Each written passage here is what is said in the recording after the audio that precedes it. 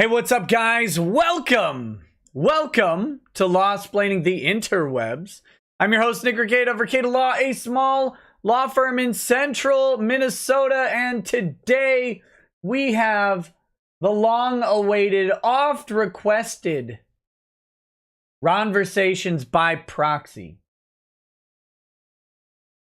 So one of the first things that happened when I created the link was that someone popped in the chat and said, whoops, hold on. I'm trying to fix this stupid chat window here. Someone popped in the chat and says, look at Nick trying to milk 17-month-old content or whatever. Yeah. If the milking's good, then you milk, I suppose. But no, I'm not actually trying to do that. But this has been a highly requested show ever since the interview in which Ron Toye appeared on Canuckleheads, which is a podcast hosted by Cress Ron and Ronald Hop, the convention chairs, runners, whatever, of Kitchener City Comic-Con, a con that I was able to go to actually in February, I believe it was, of this year. And they were very gracious hosts. And they had an interview with Ron Toye a while back. And in that interview, they established, or I guess following that interview, they checked with Ron to see if he would have a discussion with Jennings from KiwiFarms, who's been on this program a couple times now, to actually discuss Ken's analysis of Ron and I guess other things. So that's where we are coming into this. So Ron went on the podcast. They explored lots of different topics. And one of those topics that was explored rather extensively was me. And I felt a little bit unlubricated. No, I'm just kidding. But no, so they had a lot to discuss, particularly Ron had a lot to discuss about me. And so I started watching the video. I have not finished it, in my confession. And the reason I have not finished that video is because I figured we would go through the entire section with Ron on there. I debated doing this a couple ways. Okay, let me tell you my thought process. I thought I can go through and clip out a bunch of stuff and then play through it and try and react to those clips. And then what I started doing today was I started listening to it and marking down timestamps of when things came up. But then I realized that by doing that, by clipping it and jumping past, we're going to miss some crucial context. And I think the full discussion is actually kind of important, because if I clip it out, people may not understand that the ending results, or the results as they go, flow logically, Ron-logically, from the beginning. And that there is a current that's going through this. And so I have watched 2 hours of just the Ron stuff, which is about half. About half of his segment that I've watched through, because I didn't think there was any way we were going to get through more than that tonight, if we even get that far. Okay, so I have pre-listened to / watched the content that we'll be going through tonight, but I haven't finished the whole thing, and I will prior to finishing it out on this show. But I wanted to know what I was getting into, and I think listening to it will provide me with the same levels of extreme frustration and nauseation as I was listening to it live would do. It was It's frustrating. It is a very frustrating interview because you want to reach through the screen and shake Ron a little bit and just say, listen to yourself, you weirdo. Just listen to yourself for a minute and put it into the same words you were just using. Please do that. I think that would be something that he would benefit from, but that's never going to happen. So we're going to go through. I'm going to, as always, I'll be honest with you about everything that comes up to the extent of my ability to disclose stuff. There's nothing groundbreaking. Ron is flat out wrong on several things. I will tell you where I believe he is wrong. I'll point out some stuff that I've noticed going forward in the weaselly language that he's using. And, you know, we'll just have a good time with it. I'm going to be drinking this No! Honor Brand is the wrong label of whiskey for tonight's show. I almost got suckered in. We are going to drink Heresy. We are going to drink Heresy. That is much more appropriate to what this nonsense is. And to be very clear about a couple things, I have reached out to Cress and gotten permission to show the entirety of the video.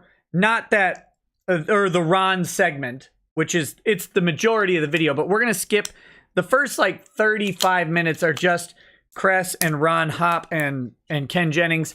And I'm not going to cover that. I don't think that is, that's not what this show's about. This is a Ronversation. So we're going to go full into the Ron stuff, right? When he joins in around 35, 36 minutes in. And that's when we're going to start. But I did reach out and receive permission to use the full segment. I don't know if whether or not you have to do stuff like that. It's always polite to do so. And I was, Cress graciously said, of course you can use it. So I didn't want to step on any toes. And I do recommend that if people like the interview, go give a view to the interview, go subscribe to Cressidia's channel and check out the Canuckleheads podcast. They're as con owners, they sometimes get some pretty interesting guests and stuff like that. So go check it out.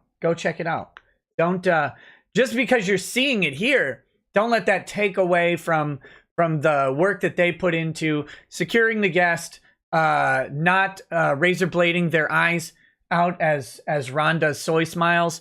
All of that is very, very commendable. So I don't want to take away from anyone when I do these things. These things are meant to be, new entities, but not to take away from the original work. And let me just be honest.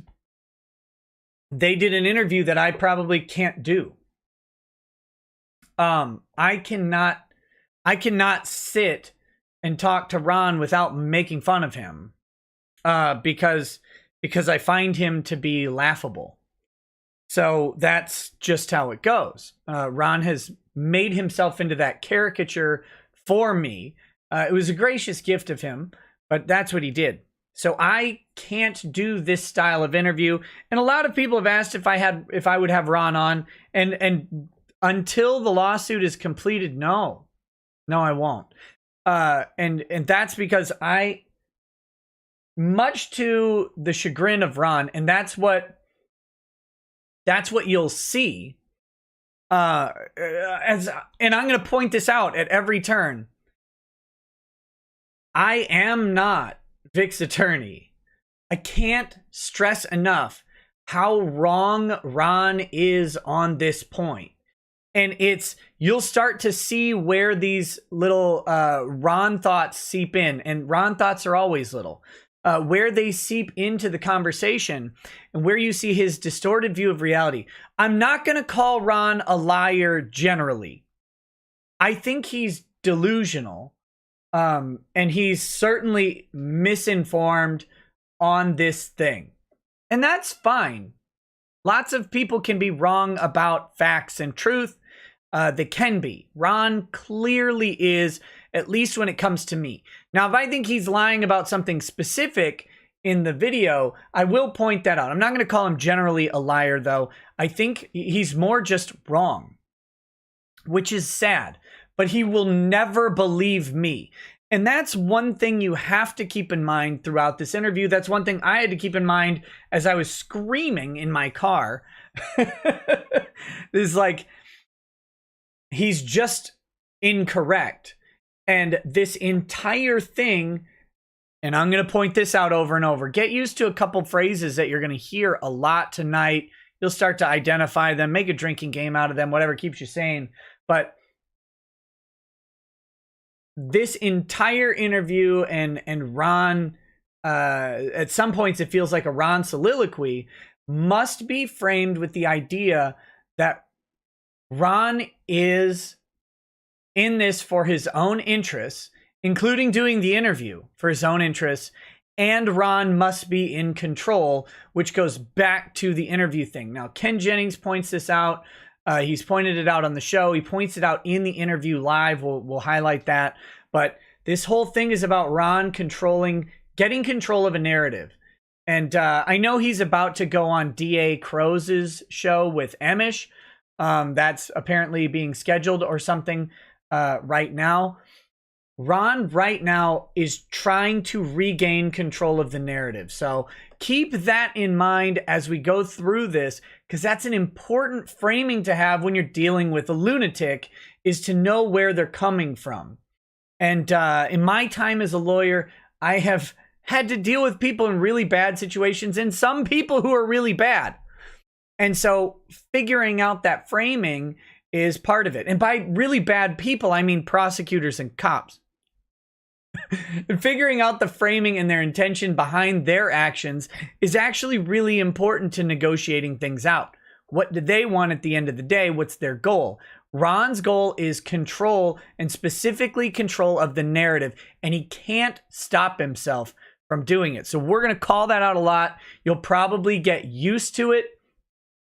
You'll probably hear a lot of it, and I apologize if you hear me say some of the things that I've been saying for a long time over and over again. One of them is there's gonna be a do not apologize rant, and I will not apologize for it. It's just the reason I have ranted and discussed not apologizing so much is blindingly freaking apparent in this interview at some specific spots, and we're gonna do that. We're gonna focus in on those. So, this is the first time I have had this heresy whiskey, rye whiskey. Let's give it a shot. Oh. Smells a little gasoline-y, but that's okay. Gasoline, not Mussolini. This is not Italian.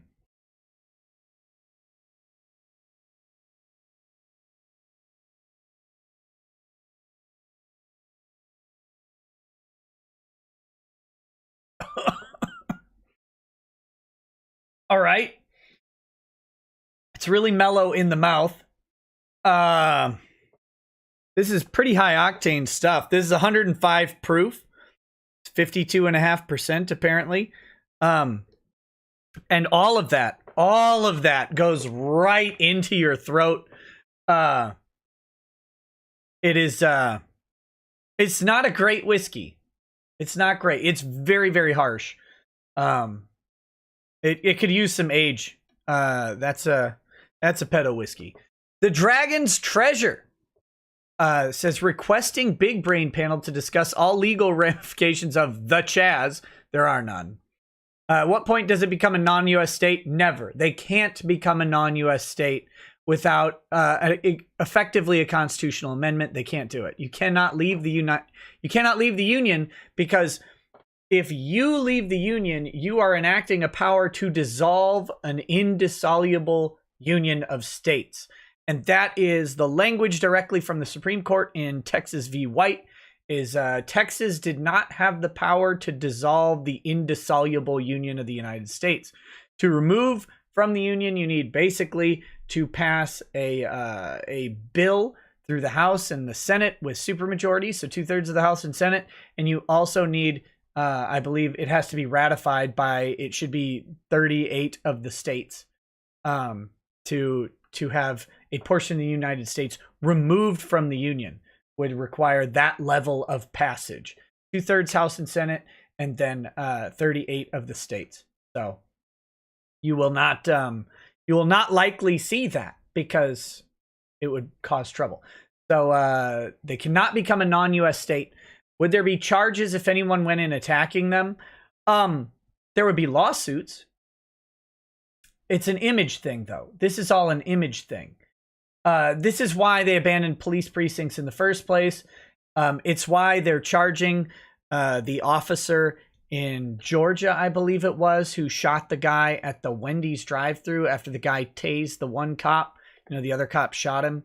Why they want to bring charges against him. It's all image. I mean, that guy is almost guaranteed to be justified in using lethal force when someone commits a felony assault against his partner officer. Very, very hard to say that he's not justified in shooting at that point. So, but they fired the guy and they're trying to charge him. Yeah, it's image. It's image now. But it's, yeah, unfortunately. Want to hear all legal what ifs? I will check with the Big Brain panel when they'll be available. I don't think it's going to be this week. Also, I'm scheduling a Chad Dad show very soon as well. Mithrin Emrys says, Ron obviously wants to hold a snack tray for you, Nikki. You feel how exactly? Have fun getting to sleep later with that image in your brain. Look, all I know is I duct taped over my anus the moment I saw part of this interview. Mr. Schwagen says, if appeals go Vic's way and a trial actually happens with all these interviews and statements he has said, be eligible for adding this into evidence. It's strange it went from sexual assault to a disagreement. Well, and that's the revisionist Ron we're going to talk about today. There's a lot of places where that revisionism comes in, where he pretends that he was acting in a different way. Now, given a year, 17 months of being mad at me has given him time to change how he was acting in his own mind. So I'm not going to call, like I said, I'm not going to call him a liar because I think he has deluded himself into a reality that isn't there. And that's the important part. Maca Jr. says, can I get a shot? Because I'm going to be a dad. Just did our 12-week ultrasound to confirm it has a heartbeat. Also, how do you and Doug know each other / meet? Well, actually, Doug and I met on YouTube because Maddox went on Doug's show.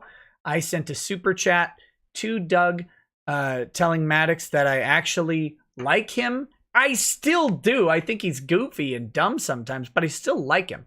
Telling him that I still like him, and I invited him to come on my show to tell his side of the story. Told him I would be fair in an interview, and he proceeded to call me a stalker and a bunch of other stuff, which is a little weird. And so then I sent an email to Doug. I said, hey, man, just so you know, the things that the guy said about me on the show are not true. And if you'd like and be willing, I would love to come on your show and just chat with you. And I got to know him that way. And then when I went to the fight down in Knoxville, Andy Worski versus the absent Tonka, I got to go meet Doug personally. And then when I went to Bubba Fest, also in Knoxville, I got to hang out with Doug again. And I hope to get down to his neck of the woods and hang out with him again sometime soon, because I really do enjoy his company and I really like the guy. He's a really good guy. By the way, Bigfoot Bill 2 has passed $267,000 on Indiegogo, which is a smashing success. It has outsold Bigfoot Bill 1 and is doing great. And Doug puts out a fantastic book. So I know some people don't like him, and that, you know, that's fine. They don't have to, but that's I like him. Any 80s action movies you recommend? I am so glad you asked. I am so glad you asked, guys. Starting tonight, after the show, after this show, we are going to Twitch. The Twitch watch parties catalog is actually way bigger than they advertise. It's almost all of Amazon Prime. And we're going to be watching some top shelf movies. We're going to watch Van Damme movies. We're going to watch Kung Fu movies like the Wu-Tang movies, like the Invincible Super Chan, the Thundering Mantis, 36 Chambers. We're going to do all that. If you have Amazon Prime, you don't have to subscribe to me on Twitch, like with a subscription. But if you have Amazon Prime, you can join the watch parties, hang out. I do commentary and, just watch and enjoy these movies. And there's all kinds of them. There's new stuff, obviously like Rambo Last Blood is on there. We'll probably watch that.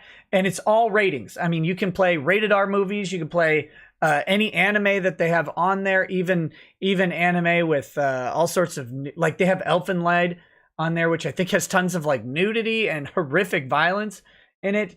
So all of that is fair game. We've been watching Vinland Saga, and that's been really fun. But we're gonna switch to some movies there. So if you want to come watch some 80s action movies that I recommend, I mean, Escape from New York is fantastic. That's on there. We're gonna watch that. Just finished RoboCop and Mad Max. You're well on your way, buddy. You don't need my help. You're doing just fine. So, I don't know how to pronounce German. Elfenlied? Whatever. So all of that's gonna be starting tonight. We're gonna do that. It's great. I see you, Baneling. And then I'm waiting on Vinland Saga. We're not doing Vinland Saga tonight because I'm doing that six episodes at a time, which is just around 3 hours. And I don't want to start that at like 2 a.m. because that gets to be a little bit long. So we're going to reserve the next segment of Vinland Saga, episodes 13 through 18, I guess? 17? Whatever it is. 18, yeah. 13 through 18 will be announced, and then we'll do the final 19 through 24 after that. The Last Dragon is great, but I don't think it's on Prime. Okay, so next. JL Not Here says, because you can't have Ron on, that is why I sent you the Toye on a stick for a stand-in. Let's be honest, they have the same EQ score. Yes. Mithrin Emmer says, even worse, Ron just might want Monica to be the one hiding the snack tray while you Preston him. Oh, God, no. Again, pleasant dreams, Nikki. Oh. I need a soul bleaching after that. Amenthi says, hey, Nick, my grandpa passed away earlier today. He was a carpenter who helped renovate old Oregon buildings in the 60s and 70s. He also loved to drink behind grandma's back. Knock one back for Merlin, if you'd be so kind. This is from Merlin. Oh, and this is also to Macca Jr., the shot for you. We're going to combine that into one big sip.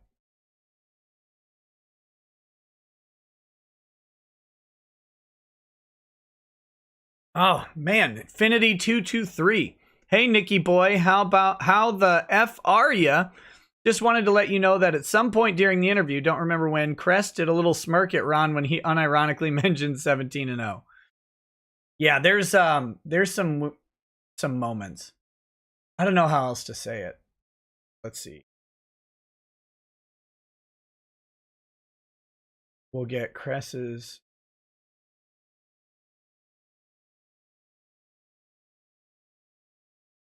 Okay. On. Stupid. Hold up. Here. Oh my God. And I apologize immediately and profusely and eternally for all of the soy that you're about to experience. There's just nothing I can do about it. Let's get this pulled up here.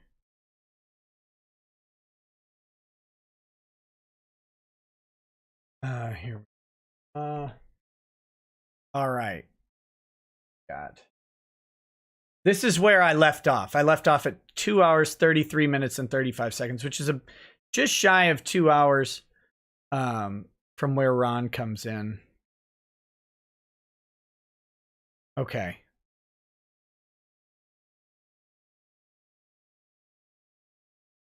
I don't know if I'm ready for this.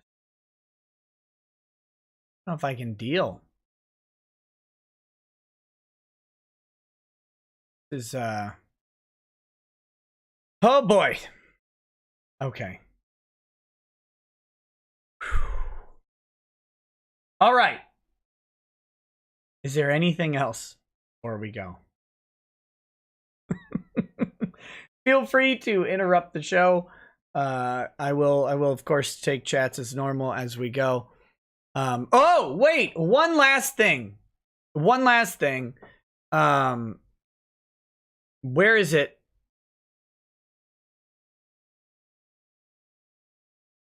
Go away.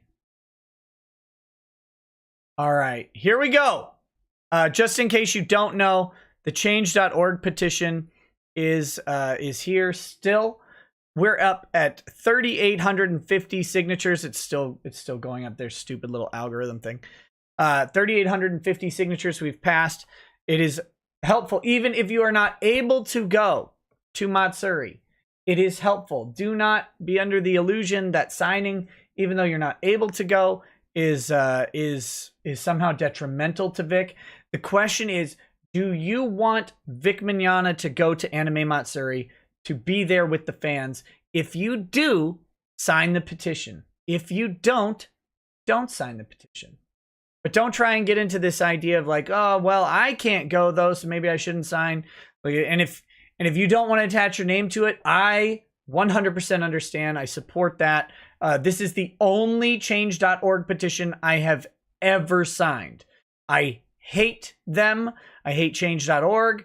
I hate petitions in general. It's not my thing. This is the only one I've ever done. So just in full honesty and full disclosure, so you would not, if you're just like, hey, look, I don't want to sign it because I don't want to put my name on something. I get it. 100%. You have my full support. But if you are willing to put your name of support in support of Vic Mignogna, it really is a massively cool show of support. This is a big petition. I like it. 3,862 people signing this is actually quite a big deal. It's a bigger number than I expected to see, and it is really, really helpful. So please do show it. It shows not only Anime Matsuri, but the rest of the convention community that Vic still has a group of people who want to see him. They want to interact with him, and those conventions are the places we get to do that. So if you want to throw in your support, you can do that here at the change.org thing. Hopefully some of my mods are shilling that in the chat, and you can snag the link to it there. But that being said, thank you all for your support. I really do appreciate it. And of course the Vic GoFundMe and all that stuff. But I'm not shilling that very actively. I think right now the thing to focus on as far as Vic goes is finding ways to get him to cons. And one of the things this petition does, and I've talked about this before, it offers cons. Sometimes all they need is some tangible excuse to do the thing that they might already want to do. Like, God, we want to bring Vic. It's a little controversial. Bam, you slap down thousands of people saying, please bring him to the show. And then you say, look, this is in the best interest of our con. It's in the best interest of the fans. Let's do it. These are the people who are filling the hallways. These are the people who are buying from our vendors. These are the people who are buying our tickets, who are flying across the country in many cases to see people, to come to our shows. Maybe we should listen to them. And that's an important thing to do. And by the way, people are noticing. Convention runners are noticing. Ones who like Vic, ones who don't like Vic are noticing this petition, this support. They see it. they see it. So. All right. Let's do this, shall we? Let me unmute them. I'm going to pause this a lot. You know how this goes. It's like EFAP. Do you want to introduce our special guest for the day, the man for the hour? We have Ron Toye joining us. Hey, how's it going? Mr. Toye. Thank you so much for coming back to the show. Absolutely, anytime. How's it going, buddy? Hey, how's it going? It's good to meet you. Good to talk to you. Absolutely. Yeah. So one of the main... Okay, I'm going to stop it already. One criticism I've seen of this interview, and I felt it at first, and then I got over it. It's a little hand jobby. Okay?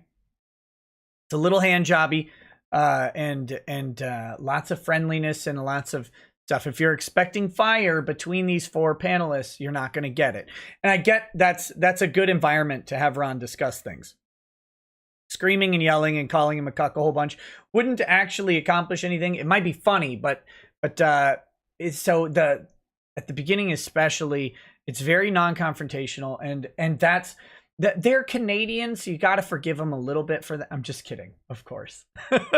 But no, that's, you never forgive a Canadian. But it is a very friendly environment, and that's just the format. So you'd stick with it for a little bit. One of the main reasons here, we wanted to pick Ken's brain about a few different topics, but we also wanted to give Ken and Ron the chance to talk, because I know that you guys have been kind of having a back and forth online recently.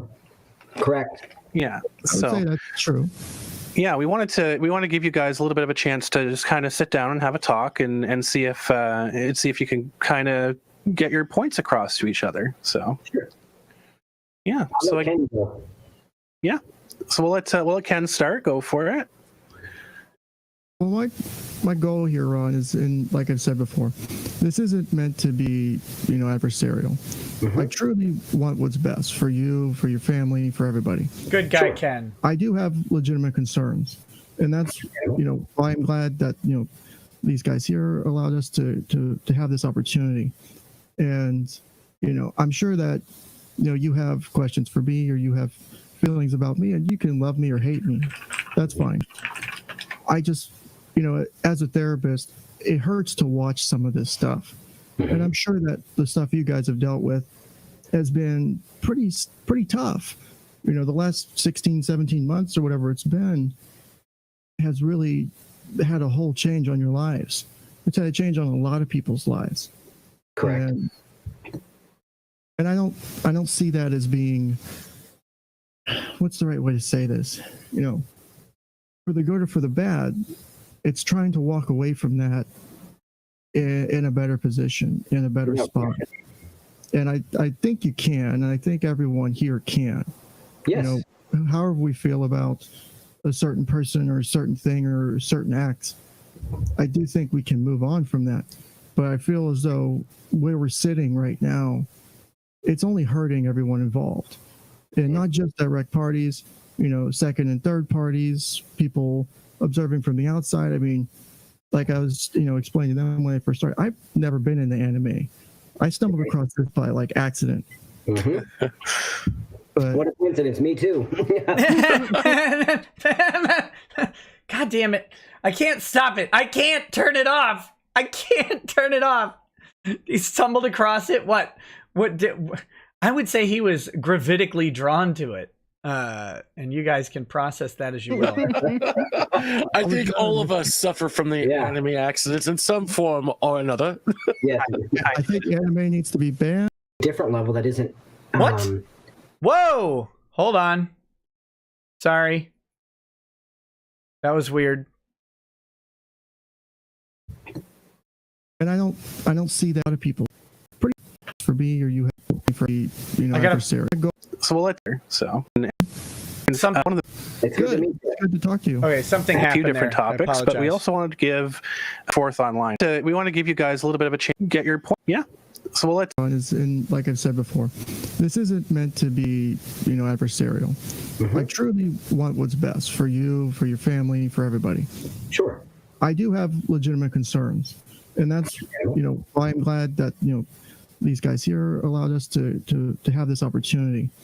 And I'm sure that you have questions for me, or you have feelings about me. Yeah, You can I love me or typed hate and me. it skipped through That's the video. fine. I apologize. I just as a therapist, it hurts to watch some of this stuff, and I'm sure that the stuff you guys have dealt with has been pretty tough. The last 16, 17 months or whatever it's been has really had a whole change on your lives. It's had a change on a lot of people's lives. Correct. And I don't see that as being, what's the right way to say this? For the good or for the bad, it's trying to walk away from that in a better position, in a better spot. And I think you can. Ken's being all therapist-y here. here. Yes. However we feel about a certain person or a certain thing or a certain act, I do think we can move on from that. But I feel as though where we're sitting right now, it's only hurting everyone involved. And not just direct parties, second and third parties, people observing from the outside. I mean, like I was, explaining to them when I first started, I've never been into anime. I stumbled across this by accident. Mm-hmm. But what a coincidence! Me too. I think all of us suffer from the anime accidents in some form or another. Yes. I think anime needs to be banned. I think this is a perfect example of it. And if we take out anime, we got to take out Japanimation at the same time, because they're both the same thing. They gateway drugs into each other. They just gotta go. Pokemon alone, okay? You don't touch Pokemon. I've never seen an episode of Pokemon or anything. I've just played the game. You're missing out. Really? There's a guy named Ash, I think, and Pikachu. We're gonna find this kid, sit him down, really talk to him about what he's doing and his actions moving forward with that. I just talked about Pokemon use and misuse, Ron. Yeah. This is not okay. This is where I'm really concerned. If you haven't seen any Pokemon, I know that could be one of the signs. the original movie was awesome. I didn't cry. Everyone cuts onions on that one scene, but I didn't cry. But, Yeah. I'm not crying. You're crying. There's some foreshadowing here. And Ken, I think you have an excellent point there, and that's where some of the parts where I've had contention, I think, with you online is I feel like some of the stuff that you say is pretty fair evaluation of me if you were examining it under certain circumstances. For instance, looking at my past. Nope. And this is the first of many mitigations by Ron. No, Ron. His examinations of you aren't based on your past. They're based on the totality of what we know about your past, but largely about the present, because that's where you've been most active. We get glimpses of the past through your court documents, but the rest of it is here. If you're acting in a way where you say, look, I don't think it's fair because I think that would be accurate if you were talking about my past, but someone's talking about your present because that's the bulk of the information that they have, maybe, just maybe, you're the same as you were in the past, but you're not seeing it because you've surrounded yourself in some sort of bubble or hug box.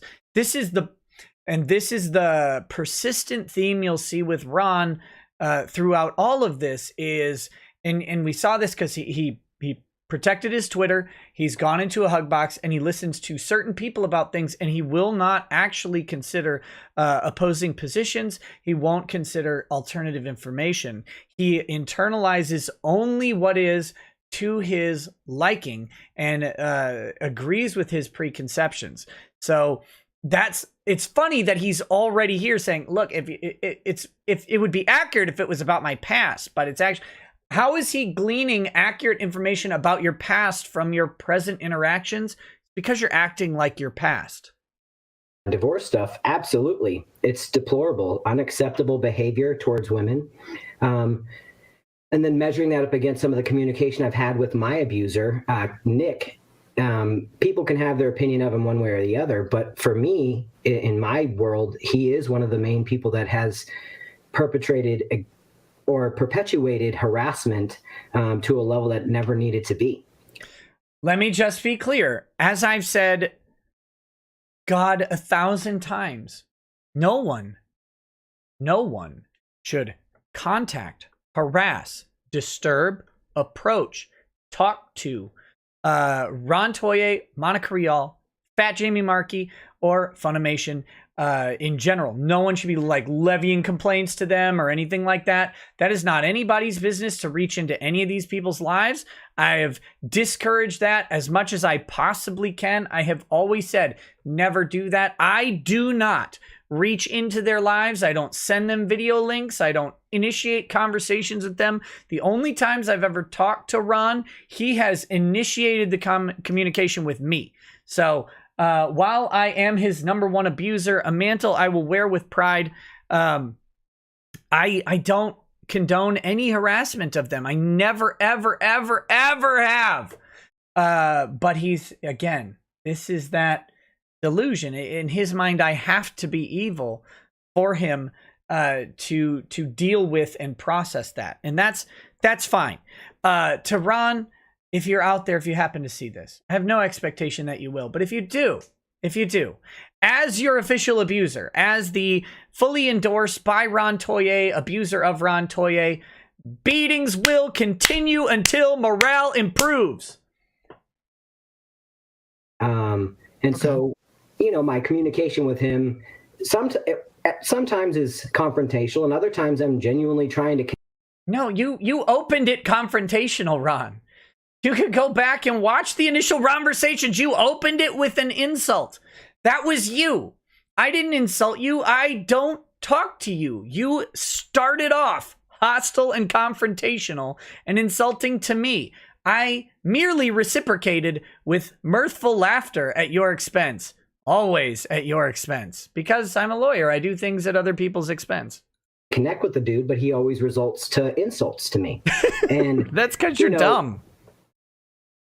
In the past, and this is the thing, being transparent, you're only seeing a fraction of how negative and bad I was in the past. If you knew the whole history, you would absolutely be very accurate in your assumption or appraisal of me. So that's part of why it's annoying, because...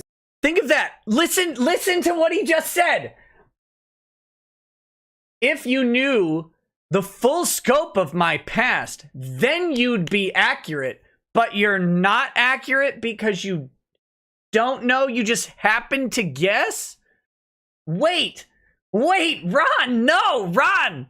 That's you saying that you are as bad as Ken is thinking. You just don't feel that you're that bad anymore. He's reading this from you. Of the work I've done in the assessment. The work you've done is not good enough, apparently, because you're still that bad. I didn't think it was, when I started listening, I didn't think it was this bad. I did not think that Ron was this far gone. And then he says, your assessment of me is way off. It's only accurate if you knew how bad I really was. Whoa! Assessment is that I'm still that way. You are. And I don't believe anyone ever arrives at a point of... If he didn't know you when you were the worst, but makes the assessment that is consistent with you being the worst, then you're still the worst. That's the only logical way to conclude that thought. It's the only place. That's the only road out, buddy. It's a private town with one public road and you're on it. And that is to say that you are as bad and you haven't made the progress you think you have because someone who doesn't know you accurately described your past self to you based on your present. Oh, that's horrifying. Being better, right? I think it's dedication to the process and falling in love with the process of being a better person. And so chop wood, carry water, pounding the stone, things like that. Try those amazing books. Kaizen, another fantastic book. It's about the process and not just... He measures his progress in books that he didn't absorb. It's amazing. It's fantastic. You couldn't write a character this dense, but so conceited as to see his own success within the context of his failure. It's beautiful. There's something horrifying about it. Just one area, but all areas. And so while I believe part of your evaluation and why I said in some of the posts that you have competency, I feel like the tact that you use about it was disappointing from a licensed therapist. You know what I mean? Because No, we don't know what you mean. It was disappointing because you didn't like the result he gave you. Lots of people go to a therapist and don't like the result, even when it's true. in my opinion, when you say therapist, right? If you'd have just left it at Ken Jennings, this is my opinion, cool. This is the new thing Ron wants to do. He's going to do this to Ken Jennings, and he's going to do this to me. What he wants us to do is he wants us to check our credentials at the door and then leave our opinions as nameless people. And then what he will do, according to him, is say, oh, well, whatever then, I don't care. But it's the validity given by the professional status. Now, the interesting thing, the converse of this is that Ron's validity and his initial criticisms of Vic comes from the fact that my personal fiance is Monica Rial. That's his validity. He doesn't watch anime. He's already said. He doesn't know anything about it. So his validity to speak to the issue of Vic is his personal fiance. But he didn't check that at the door. He wasn't just some guy screaming on the internet. He talked about having all sorts of internal information about the investigation, about his personal fiance, about people he personally knew. He never does what he wants other people to do. That's your opinion. But when you take it up a notch and say, I'm a therapist and this is my evaluation of Ron, I get why you're doing it because you're wanting to add validity to it. But at the same time, you're in a way influencing others to form an opinion. And, at first, I was upset. But then I had to take a step back and realize, I'm not going to sue this guy. I'm not going to do these things because then I'm being exactly what I hate. I like free speech. People have been accusing me of shit for a year, and some of it's justified. Yes. All of it's justified. Listen to that. He doesn't talk about it too much there, but I'm not going to sue this guy. Your first thought was going to sue this guy. That was his initial reaction. Now notice the difference between him and most people. Most people's initial reaction is not lawsuit. That is the last resort. I'm out of solutions. I don't have another way to deal with the hurt that I'm going through. I don't have a way to stop the damage. I have to do a lawsuit. I'm out of options. It's expensive. It's clunky. It's an axe when you need a scalpel. And if you go back and watch, I said all of this in February of 2019. All of these things. Lawsuits are the last resort. Things should be resolved without them. It's always better to not use the legal system when you don't have to. Ron's go-to on Ken Jennings was, I'm going to sue him. But then that would have just been too funny. And the world can't be that funny. I slapped my ex on the thigh with a remote control. I've never defended that thing. I made threats, never defended it. But people have put words in our mouth and speak with authority who aren't in the middle of this lawsuit, who don't understand the actual emotions and the money that's on the line. And hey, Ron, back in February of 2019, I said, you don't want a lawsuit. You don't want to do this. Nobody wants to do this. No one can afford it. It's too expensive. It's emotionally devastating. It is not healing. I said all of these things several times directly through my YouTube channel that you were watching. I said all of it. I said, you don't want to go through this. You guys should find a way to work this out over and over. I even offered to get you directly into contact with Vic's legal team before their identity was public. I did. I said, here, please, let me get you into contact with Vic's legal team. We can keep all this, private or whatever. I will just get you into contact and you can deal with them. Did you ever take me up on that offer? No. Never. You never did.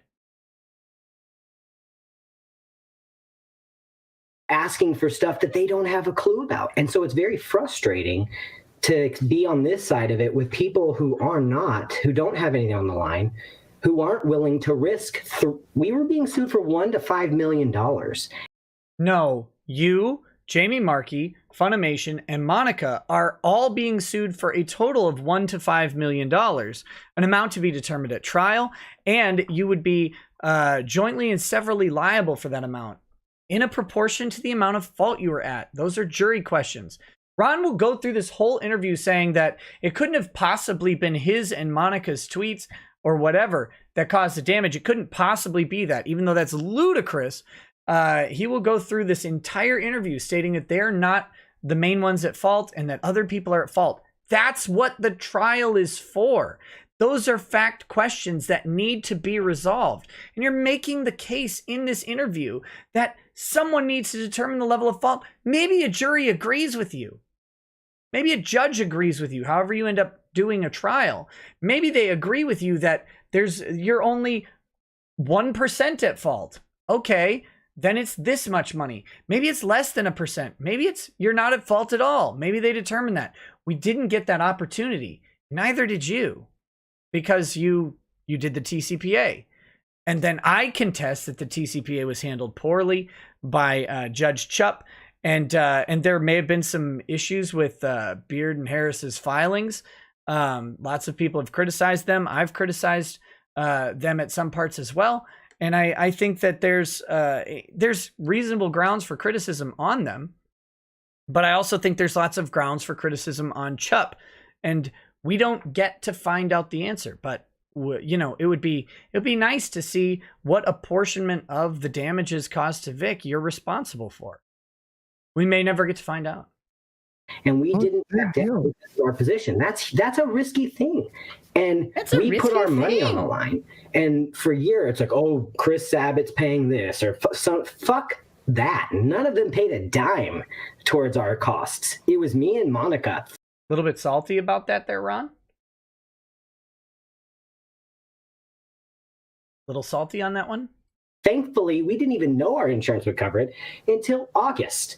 And if I would have known it, I wouldn't have had to spend almost $50,000 of our own money out of pocket. It's like we did this for a reason, and people continue to think for some reason. By the way, he just highlighted I believe he highlighted a lie. No, he didn't highlight a lie there. I don't think, because of the timing of the depositions, he wouldn't have known. We'll see. Reason, and I get it's their opinion, that we had some ulterior motive, or it was something other than just standing up for what we believe in. And everybody's free to share an opinion, but I'm not going to be nice to the people who have called my fiance a fat, disgusting whale. Monica Rial is a fat, disgusting whale. I don't have to give that man an ounce of dignity or respect in my response to him. No one asked you for it, buddy. To you, I'm going to give you a fair shot because you're coming at this approach in a professional manner. In a sense, I might disagree with you, but at least you've had a fair fight on my path. And I think you're. Oh, go ahead. Sorry. I was going to say just on a complete side note, and I do apologize for interjecting here. Ken's mic isn't the best, so sometimes he has problems chiming in. So if you hear him talk, if you can, try to give him the space he needs to communicate effectively. No problem. Thank you for setting that boundary. Yep. Appreciate it. Thank you for that. I have my noise gate set up a little high. Let me see if I can lower it because I got a little bit of static here. I've increased my dB, so hopefully that'll help with that. If you need me to increase it more, I can. I'll get to talk a little bit louder now too. I was trying not to wake someone up. Yeah. So you made a lot of good points there, and like I said, I think it's not wrong to feel the way you feel. You should never, feel those, sometimes our feeling, as I was talking to Crumb and Mr. Hop about before you joined us, sometimes our feelings are influenced by things that aren't always within our control initially. And we have to recognize that and take a grasp on that. Right. And that's not easy to do. That can be a God, terribly therapists long talk and a painful lot. process. And Tell me about it. And you said you've gone through the therapy or the treatments. It sounds like, with your past that you've had to go through that. Yeah. And so, there's a long segment of Ken's soliloquy as he sets up his therapist shtick, and I was gonna try and skip it, but it's a pain to try and skip to the exact moment, and so it does actually stop, and they get into more of a back and forth as we go. I'm willing to, and I do this with all my clients. And I'm gonna give you the same justification. Again, I'm not your therapist, all that disclaimer stuff, but I'm gonna give you the same benefit of the doubt. I will take you at your word for the things you're saying. I cannot operate effectively from the stance that you're lying to me, because one, it destroys any trust, and two, I don't want to think you're doing that. I hope that you're coming here and, being honest and being open in whatever ways you can. Of course, I'm not going to push you on something you don't want to talk about. I'm not going to make you talk about something you don't want to. But I do want to kind of explore this stuff with you. Sure. And I do want to go kind of deep into this, if you don't mind. I don't mind. Ask me questions and hard questions. Like, don't be afraid. Don't pull punches. Ask me the hard shit. You know what I mean? Like, Yeah. I'm You know what I mean? as much as I can. If I can, I'll say, fuck it, I can't answer that question. But ask me the hard stuff. That's how we're going to get through the crap and get to the true situation. You know what I mean? So let me do this then. Let me set a standard here at the beginning.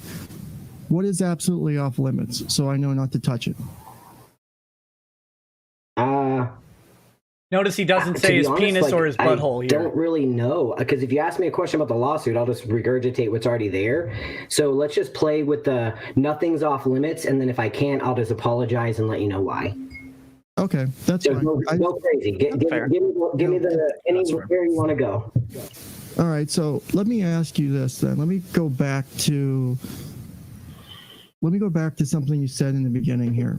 Sure. And it's about both your perceptions and your feelings about this whole situation, about the people involved, and about your growth from before. Okay. You going back 8 years, you've had the situation with your exes, and obviously that was a very complicated relationship, I'm sure. Oh yeah. Marriages that aren't working out, especially when there's children involved, whether they're the parent or not, they're a step, whether the biological parent or not, they're there in the household.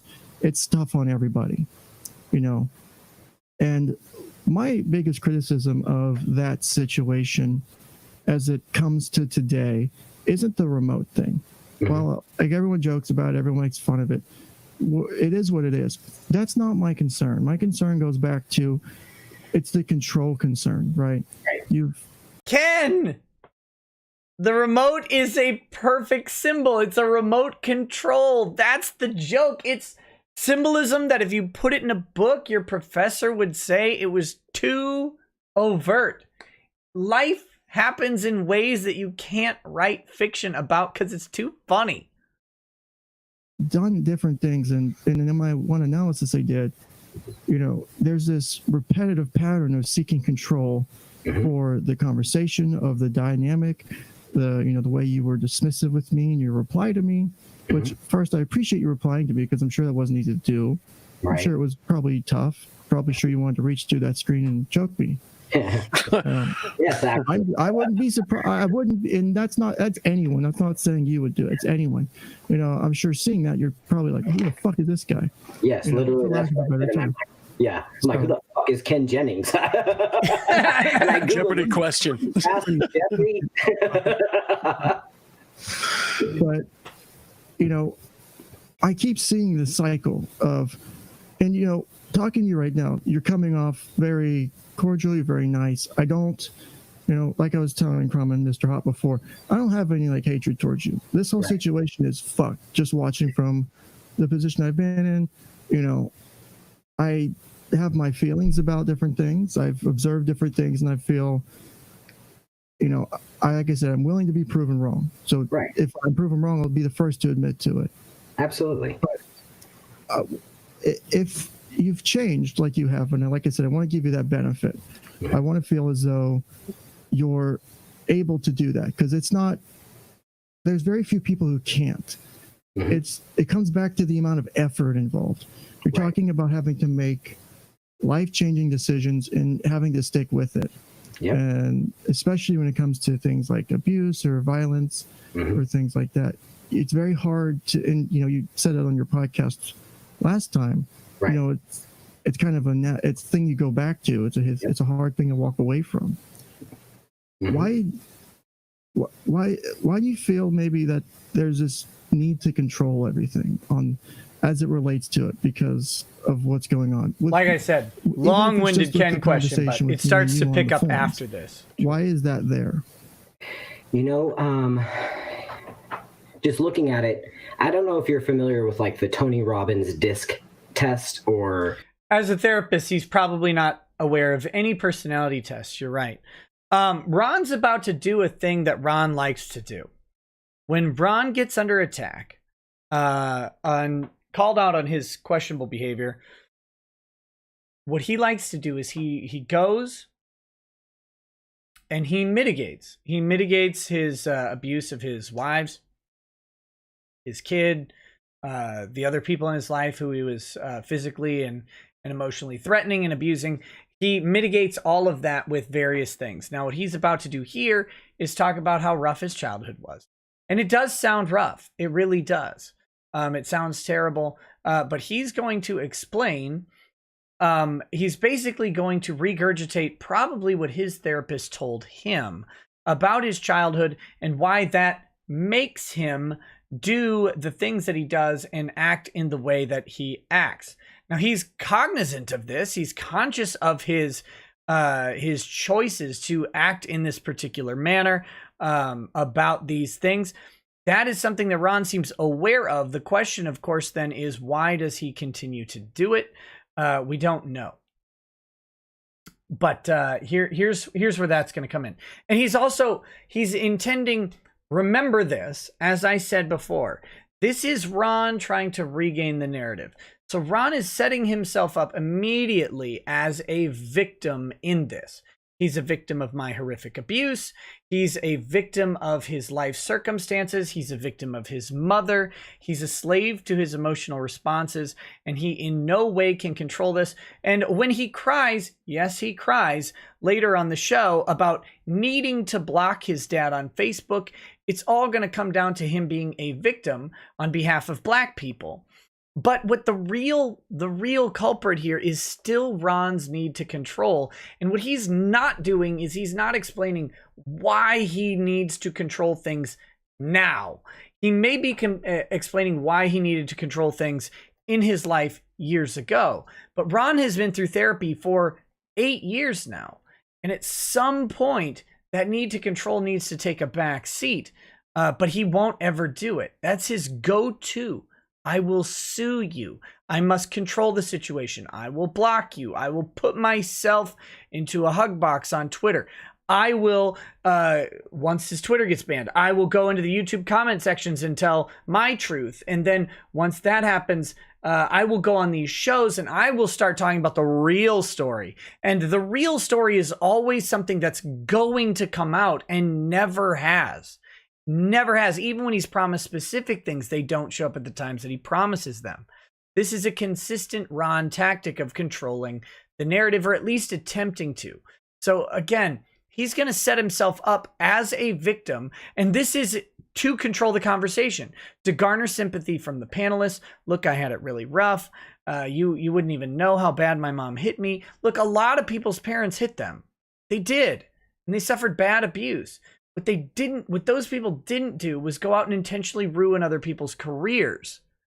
So that's this weird thing that he does. But anyway, any of the personality tests, but just naturally, I'm a high D, so I'm very much a driver, and not by nature, default aggressive. Like that. Just I don't know why. It's just my nature. Low T. I attributed kind of how I was trained or learned emotions and behavior growing up.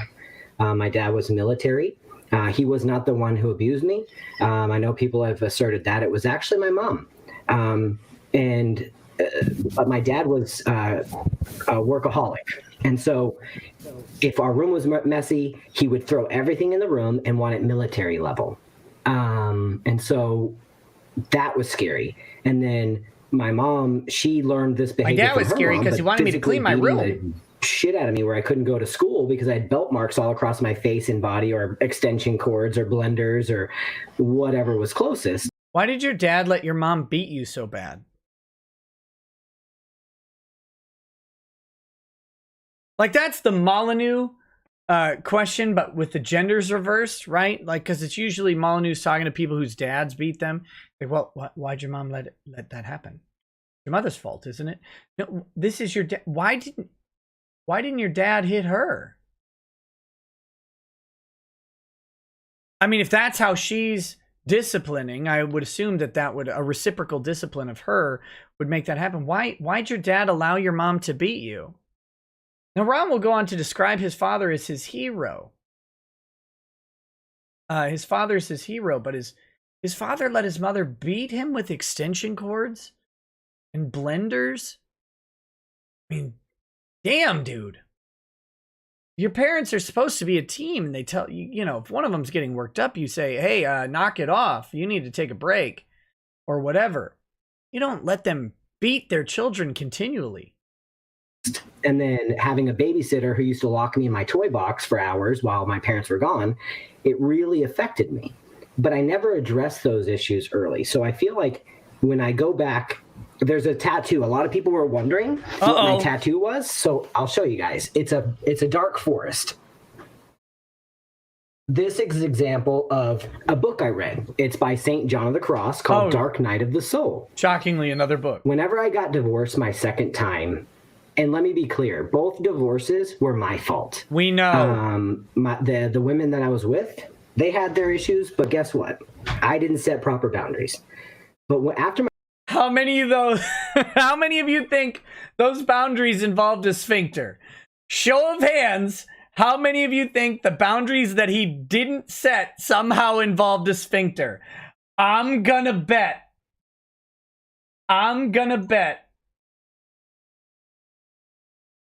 Didn't set proper boundaries? Woo! My second divorce, I was actually really destroyed by that because my first marriage, it was early. We knew each other 2 months and got married. Okay. But then with my second, I was in love with the lady and I was trying to be better than I was with my first wife, but I still had a ton of shortfalls. And I notice as I progress through life that whenever something happens, I get angry. And that's why I wanted to go on this forum, because being better or getting better is not, I don't think, it's a destination that's always to be reached for, right? Or sought after. No, you can actually be better and then be better than that. But there are actually destinations of being better, right? Like if you were a drug addict and you want to be better, you could stop doing drugs like once a week or whatever. That's better than doing drugs 5 days a week, 4, and then 3, and then 2. You can actually be better than you were. It's not just a destination that can't be reached. Better is a scale, and you can keep going down the better road. Ron, I don't think you've ever gotten better at all. So can I get angry right now? Absolutely. I still can go off the handle. I have issues. That's why I still see my therapist on a monthly basis, because this is something when it's done inside of you. And that's the assumption. People thought I just stopped. I am ADHD. I still see a therapist. My doctor is James Wood in Addison, or Plano. So it's like, why would you tell people your doctor's name? I read books, but I think it started when I was a child. And my first memory, books. You're a therapist. I've explained this. Guys, there is no book. No book makes you better. I don't know how else to say this, because I know there's an entire market dedicated to selling people the idea that they're better because they read a book. There's a whole industry. It's the biggest section of Barnes and Noble, the nonfiction section, the self-help section, the guidance section, all of these things, the religion section. No book, not one, not the Bible, not something by Dawkins. I'm trying to get both ends of the spectrum here. There is no book that will make you a better person. You make you a better person. Now, you can get knowledge and you can get things from books. That is true. You can gather things, internalize them, apply them to your lives. Great. But no book will do it. So merely reading off a list of books isn't making you any better. And I see people all the time who get stuck in this trap. Well, I did this. I did the work. I read the book. That didn't mean anything. If you act the same. It's my therapist. My very first memory was thinking my dad was going to let me drown. Now, because I was in a slide in Greece and I went down and I was under the water looking up, and it was a memory that I have that was vivid, but I realized that as an adult reflecting back, the dark night of the soul, reflecting on those marks, my dad wasn't letting me drown. He was having fun at a water park. I slipped over. I was under a few seconds, but in my mind, my fight or flight kicks in, cortisol is going through the roof. My brain remembers this moment as survival moment. And I think that's where it started, was that moment where I felt my life was in jeopardy and no one was going to save me. That's straight out of the words of his, that's straight out of the mouth of his therapist. I would put money that almost verbatim is directly from the mouth of his therapist. And, no, I don't think you can look back on a situation and comprehend a flight or fight situation from when you're a very young child. But I think he had a memory of being underwater and looking up and seeing his dad. And then his therapist is trying to figure out where his control issues come from. He's like, well, you were out of control at this point. Maybe this is this. This is the part of therapy that I don't agree with. So then that becomes a self-reinforcing narrative. And maybe that's important, right? It's more important, I guess, to give Ron an anchor as to his control issues and say, well, this probably stems from even very early on. Your first memory is a lack of control and a lack of faith in your father, who's your hero. Some interesting things going on there. But this is the problem with therapists and how they approach things. I'm not saying it's invalid, but I don't think that's an accurate representation of what he's going through as a kid. That's what he's going through as an adult, looking back on a memory. We have no idea if that memory even happened. That's a very, how old were you if you had to guess for that? 3 or 4. 3 or 4, okay. And maybe first, I want to say I'm sorry for any abuse you had to deal with as a child, and a child should have to go through that. It's an abhorrent thing for anyone to deal with, and I deal with that too much in my profession, and it's a horrible thing. I hate. Yes, and to be clear, the abuse Ron suffered is terrible. Therapist, because we got to deal with shit like this. Yes, Ron, you're still a cuck. But so then let's bring that to current day. So we have this history of control, right? Yep. We can see why there's a need for control between, mom's influence on that and dad's dad wanting control over things, and that mirroring. And so bring that to today. How does that impact what we've done for the last 16 months or so? So that has been a huge growing experience for me, because at the beginning, I felt like we were under constant attack. You know what I mean? I didn't know the internet. I didn't know how Twitter worked. I didn't know. This is a lie. This is a specific lie. Ron is playing dumb and coy here. And I'm not sure his motivation for it. His personal fiance at this time is a public person with somewhere around 50,000 Twitter followers, with an active social media presence that is part of her part of the marketing arm of her personal business. Beyond her dubbing is one thing. Her Twitter page is a fundamental reality for someone who is in the public sector, who tries to make money off of people. And this is the start of where Ron really is lying. Ron knows, him saying, I didn't know how Twitter worked, is an absolute lie. The guy uses Twitter a lot. He used it a lot. I didn't understand how Twitter worked. Stop it. You're a grown man. You understand how Twitter works. Your personal fiance that you've been with for years, that you've participated in the business aspect of her life with for years, has a Twitter that relies on the idea of communicating in this forum in this way. So this is just a complete bullshit fabrication. He's going to do this a lot. He's going to mitigate. You saw him start doing this. I believe it was in one of their appeal documents where it's like, they were only responding to people. Okay, look, if you tell me that I'm a liar, I don't then say something bad about Crumbrion or Chrysidia. I don't do that. I don't respond to your attack of me by talking about someone else. I'm either going to attack you or I'm going to defend me. That's how normal people would interact, especially someone who doesn't understand how Twitter works. But Ron is participating right now in a brigade, right now back in 2019, he is participating in a brigade against Vic Mignogna with the hashtag KickVic that his fiance was using and supporting and retweeting and liking and endorsing, actively supporting her through all of this. The idea that he didn't know what he was doing or how Twitter worked is ludicrous, disingenuous, and I will call it a flat out lie. Here we go. How YouTube worked. I didn't have a very big social footprint. You still don't. So when it first started, I think people were terrified. They didn't know what was going on. And so they were just chiming in, not realizing that there was multiple people chiming in at the same time and saying,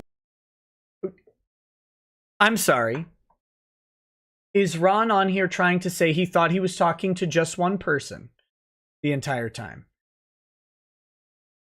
Because that's what it sounds like, which is an embarrassing lie. And again, this is where this whole line of thought just falls apart immediately the second you take a moment and say, wait a minute. I mean, you had like 400 tweets about this guy. You thought these were all to the same person? You didn't realize there were multiple people chiming in? One of your wife's posts got like 3,000, 4,000 likes during this time. You know how many likes were had by Mars Girl and all that stuff and Han Leia. You're gonna act like none of that. You didn't know any of that was going on. Okay, sure. Close to the same message, so it sounded like, and I told this on the last podcast we were on, that it resembled or gave you the feeling of like the movies where they show a schoolyard of kids circling around a kid who's getting bullied or in a fight, and like yelling, fight, fight, fight. That's what it felt like. And so then why did you just say that you didn't realize it was multiple people?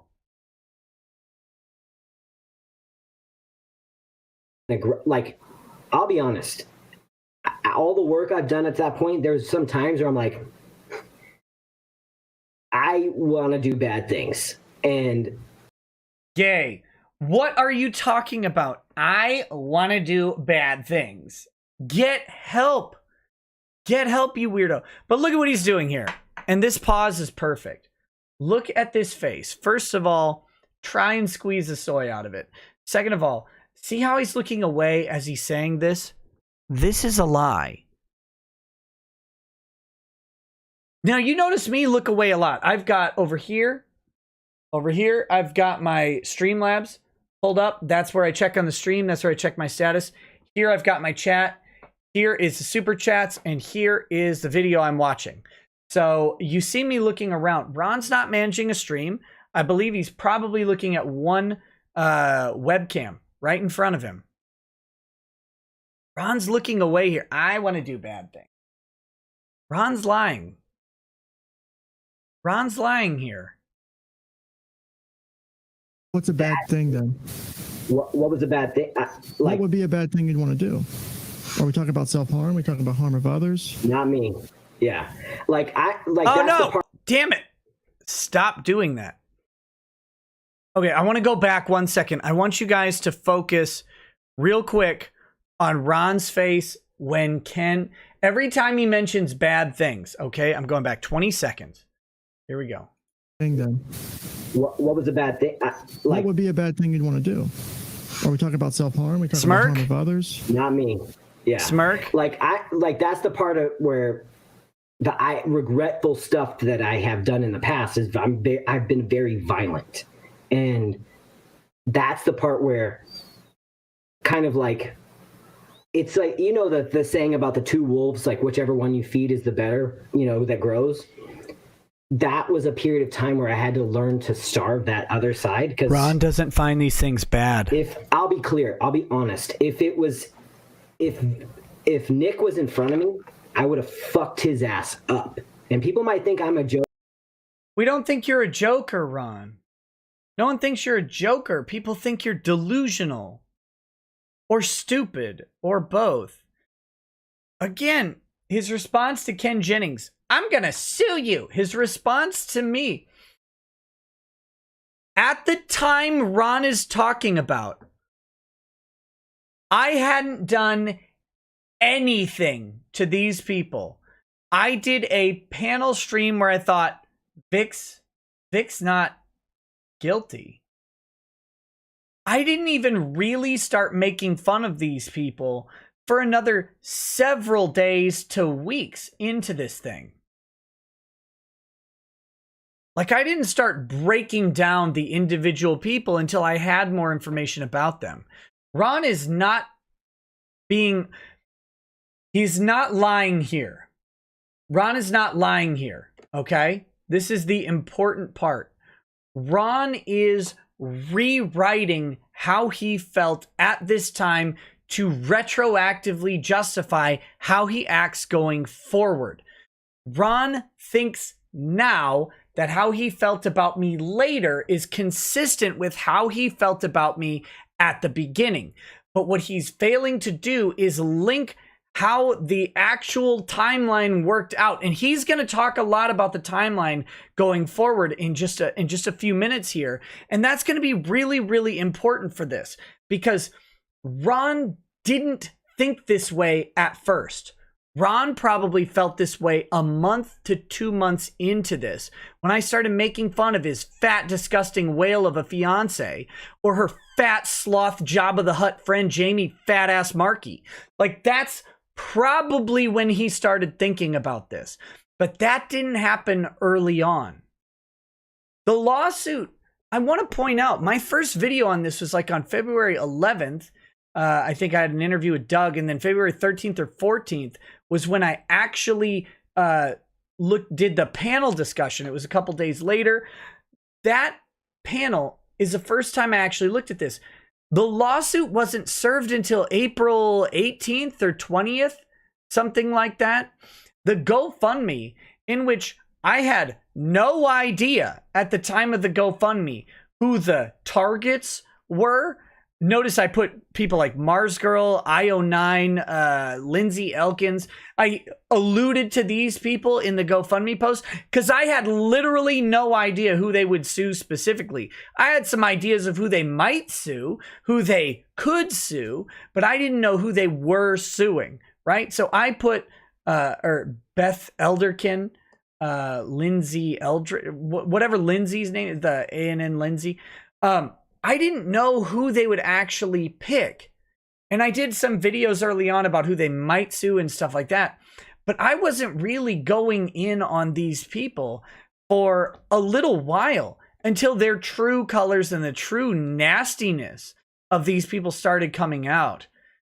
Ron is projecting back to the beginning this, and you're going to see this constant theme going forward, that Ron will project back how he feels now. This is why I say he's not lying. He's deluded himself to justify his actions. And it's a hard thing to do. It's a hard thing to avoid and to check against as a person, because you literally convince yourself that this is how things worked out. But I can almost guarantee you that Ron didn't feel that way for probably a month to 2 months into this thing. That's when I really started making fun of them a lot. Joker and I don't do this stuff. Cool, think about it. But that was me being my old self, right? Not controlling my emotions. And we can only control how we act, react, and communicate, right? So I was being in a sense, looking back on it, I was allowing other people to control me. And that is unfortunate and it's regrettable. And even till sometimes I get pissed off, but it's about the process. But no, notice what he's doing here. First of all, he looks like a 3-ring circus director. He couldn't have other people controlling him. And this is that control thing that we're gonna loop back on the control thing over and over throughout this whole interview, because the most offensive thing for him is that other people are controlling his emotions. They're in control of it. But it wasn't just the emotions. I wrestled control of the narrative early on by dumb luck. I'm not giving myself any credit. There's no talent involved in that. It was timing. It was merely timing, position, and fortune that got me in control of the narrative at the time that I did. And that's, see, what Ron wants to do is paint my abusive language and the harassment or whatever onto me. But what Ron was really mad about the whole time was the control he lost along the way. Ron no longer, and that's what he was trying to do. By the way, Monica should be pissed because Ron's tweets were an attempt to take control of the narrative from both the fans attacking Monica and from Monica. He wanted to own that control. That's going to come through later when he talks about how Funimation has no control over him. No control, no control, no control. You're going to hear it a lot. Ron was mad that someone else had control of the conversation, and he was desperately trying to get it back, but he had the wrong tools. Ron had a tiny Twitter account in a world where I, by fortune, had captured a YouTube audience that was far bigger than my own audience. That's where Ron is right now. That's the honesty coming out. When I say bad, I'm talking, as a therapist, seeing my stuff, you know what I'm talking about. No, nobody knows what you're talking about, Ron, because bad to some people is doxing. Bad to other people is slashing someone else's throat. There's a wide range between those two things. But I wanted to pause here mainly because Nova Zero sent a chat. He said, with Ron, the story you tell yourself doesn't justify your actions. Sharing your story is rationalizing. Ron does not equal Latarian Milton. Ron, we don't think you're joking. We just think you're a joke. And I would say the joke. So here we go. So was this something where we wanted to lash out against people near us? Like, would this have been, like a... So notice Ken Jennings has no idea. Right? Yeah, as a therapist, you know what I mean by bad things. Do you want to lash out against people near you? Well, no. You want to hurt yourself? Well, no. He has no idea. Ron, nobody has any idea what's going on in your head. It's your head. None of us want to be there. Hurt someone like close by, or would it be like, I want to seek out these people of contention? Like, I would want to seek out Nick, for example, or I want to seek out these people online. Or there's that smirk again, by the way. Ron, in his gay delusional fantasy, hashtag Pride Month, all in honor, by the way, of the gays. In his gay delusional fantasy, Ron wanted to, and did, reminder, and did, seek me out. Ron wanted to bring this to my house. I'm now convinced that Lemoyne was not behind the weird attempt to dox me through the lawsuit, where they blanked out everyone else's address, but not mine. That wasn't an attempt to dox me by Lemoyne. I think that was a Toye. I'm going to come and I'd show you where you live. First of all, Ron, you were wrong. I don't live there. I just happen to own that property still. Still own it. Dear God, I need to sell that house. But that being said, Ron, that was you actually, and the smile sells it right there. He wanted to let me know that he could find me. Of course, he was incorrect. He apparently couldn't find me. It's not that I'm unfindable. It's just that they really didn't try hard enough. But that was Ron's thing, which is really weird, by the way. I've never tried to find any of these people. For talking shit about me kind of thing. Is that what we're talking about for the targets of the feeling? Okay. Correct. Just to clarify. People online, like, I know where you live type stuff. Like, Okay. to let them feel an ounce of fear that they put into me. Why were you afraid of people online? Think about that, guys. Are you afraid? These are people. Their worst crime is saying, you're a liar about a voice actor that I like. That's what your wife, fiance, whatever that, the horse you rode in on, they're lying about a voice actor that I like. That was their crime. He's afraid of that. Monica was afraid of that to the point of calling Homeland Security. It was the mildest pushback. The mildest pushback. No one showed up at their house. No one ever showed up at their house, their place of work. No one did any of those things. No one's even confronted Monica at a convention. They've only confronted Jamie Markey, which you know that makes Monica jealous, by the way. Oh man, that's got to burn her ass. No one confronted these people. No one talked to them. It was literally online saying, I disagree with you. Well, I'm afraid. What are you afraid of? And take back that control. So Take that back was the part control. that I struggled with, because everybody doxed me and Nobody thought that they had doxed you. anonymous accounts and shit. But then Nobody doxed you, Ron. I think the KiwiFarms eventually doxed you.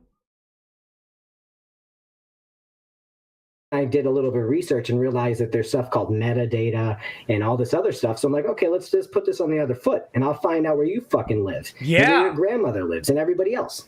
Again, going back to my Notice the steps. People doxed me. I'll find out where you fucking live and where your grandmother lives. By the way, he's talking about me. That grandmother thing, make no mistake, that's about me. Why would he pick grandmother? My grandparents became a focal point at this for just a few days. But that's why. That's why. Right there.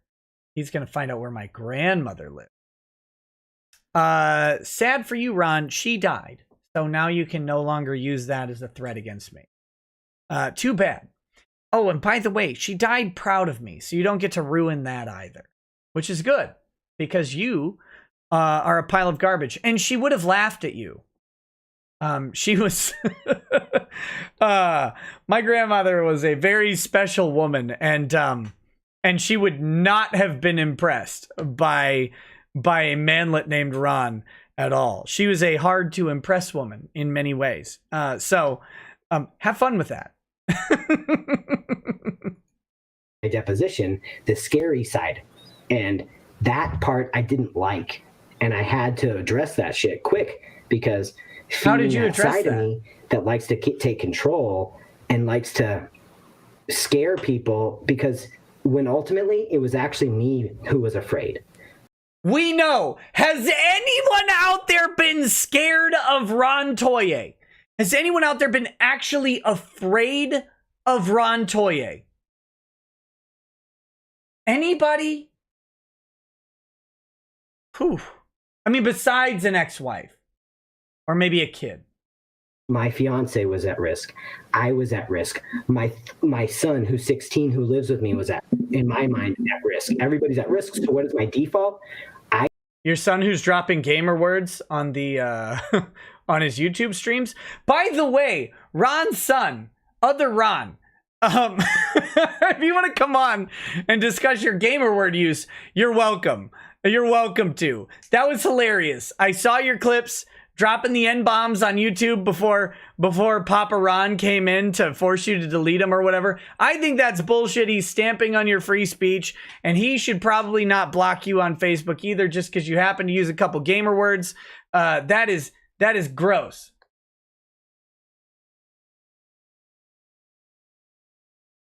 I will scare them away from scaring me because I got to protect my family. Control. And Monica's crying every night for 6 months. Like, She cried every night for 6 months. Why? She's standing by her convictions, bruh. Bruh, just my convictions, bruh. Why are you crying then? If you know you're right, why are you crying every day for 6 months? Oh, you found out that people don't love you as much as you thought, right? Is that the problem? I bet that's it. I bet that's it. sobbing because she doesn't understand what's going on. My son is terrified. He's going to school. People are asking him questions. So I'm under what felt like a... By the way, don't mess with this guy's kid either. Oh my God, don't mess with these people. But that's not, you know, who knows what level of scrutiny his kid was under at school. I really do think that anything that went to his kid or whatever, absolutely ridiculous. They shouldn't have been involved. His kid has nothing to do with it. But if the classmates watch anime and they watch YouTube, which they do, their kids, they're watching anime on YouTube, they're gonna see what his dad was saying about someone they like. Hey, your dad is saying that Edward Elric like sexually assaulted someone and blah blah blah. They're gonna see that. That's not on the internet, Ron. That's on you. You and Monica put that out into the internet. And we're gonna eventually get to this point where he talks about having a conversation could have fixed all of this. No, it couldn't have, because you wouldn't have it. So that's a lie again there. It's a lie again. You guys chose the public route, consciously chose it. And we're going to talk about that section when we get there. I can't blow it all now. Adafo says, back in Dallas again. Can already feel the rumbles of Monica rolling in her sleep. I still can't believe there's a chance I could run into him in public. Ugh. Disgusting people. I agree. A fucking war zone, and people think, he's just this and this. It's like, that was the most terrifying time because I didn't know how the fucking internet worked. And now I know it's a bunch of bots and idiots in their grandma's basement, you know, doing stupid shit and asking for Hot Pockets. I'm like, fuck it, go ahead and scream on Twitter. I'm never going back. I got suspended, you know? But then occasionally I'm like, fuck it, I'll have fun and insult these people. But then it's like, even now, I struggle with that stuff because I'm a human. No, you aren't. You aren't a human. But Ron, you don't struggle. There's no struggling. That's the problem. It's floodgates open all the time. You lost your Twitter and you ran to a YouTube comment section. That was the first thing you did. It took a day. And then you ran to the first interview you could take. You haven't done any interviews. You get banned from Twitter, you're on an interview as fast as fucking possible. You have to control the narrative. You always have to do it. I'm not disagreeing, by the way. It's a good thing to do. You know. So let me ask this then: if you went to the farms are also coming at you with this type of emotion, and this type of anger, or whatever their reason is for it, do you know where it's coming from? Yes, they're hurt. They're disappointed. Why are they hurting though? Because they're unaware of a situation that's outside of their control. Well, Wrong. That's you. Look at the projection. Must be control for them too. No, your problem is the control. Other people are mad because they don't believe you. It's not that they can't control what you say. It's that what you say isn't true to their experiences. What they know. A guy that they like wasn't doing this at all the times you've ever pointed to. There are always people going, yeah, I was there. That's not what happened. All of them. Someone just posted on Twitter the other day that Vic sexually assaulted them by kissing them on the cheek as a 15-year-old.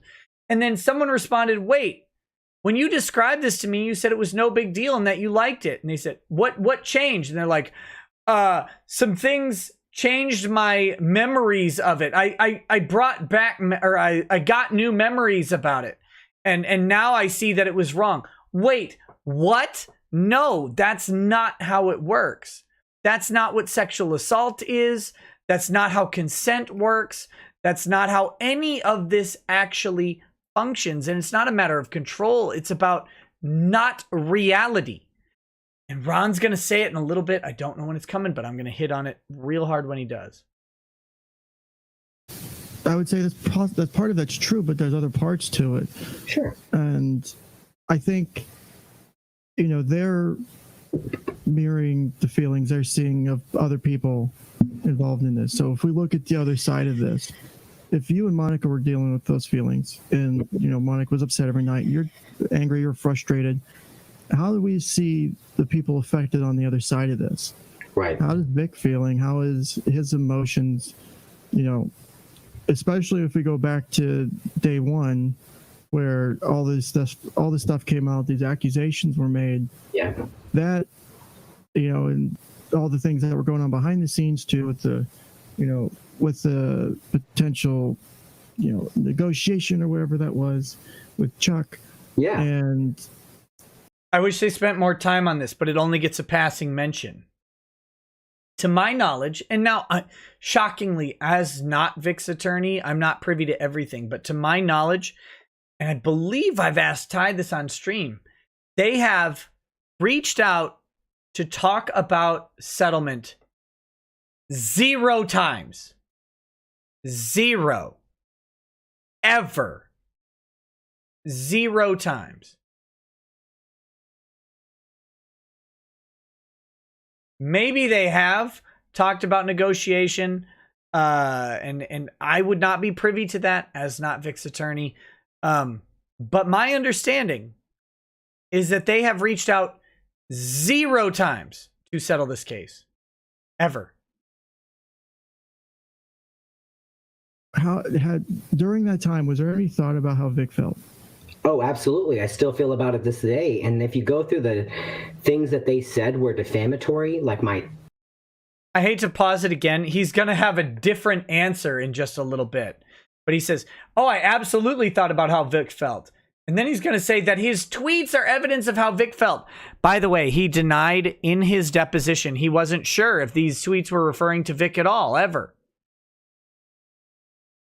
400 tweets everybody talks about. I was very specific on that, and I've been very clear. I feel like, this is my opinion, I feel like Vic, in his most vulnerable situation, was taken advantage of. I think Vic was terrified because he's a guy who probably didn't realize what was going on and didn't know what else to do. And this is the thing, and I've said this on the last show, if he would have chose different lawyers to represent him, I would not have the same level of disappointment in him as a person.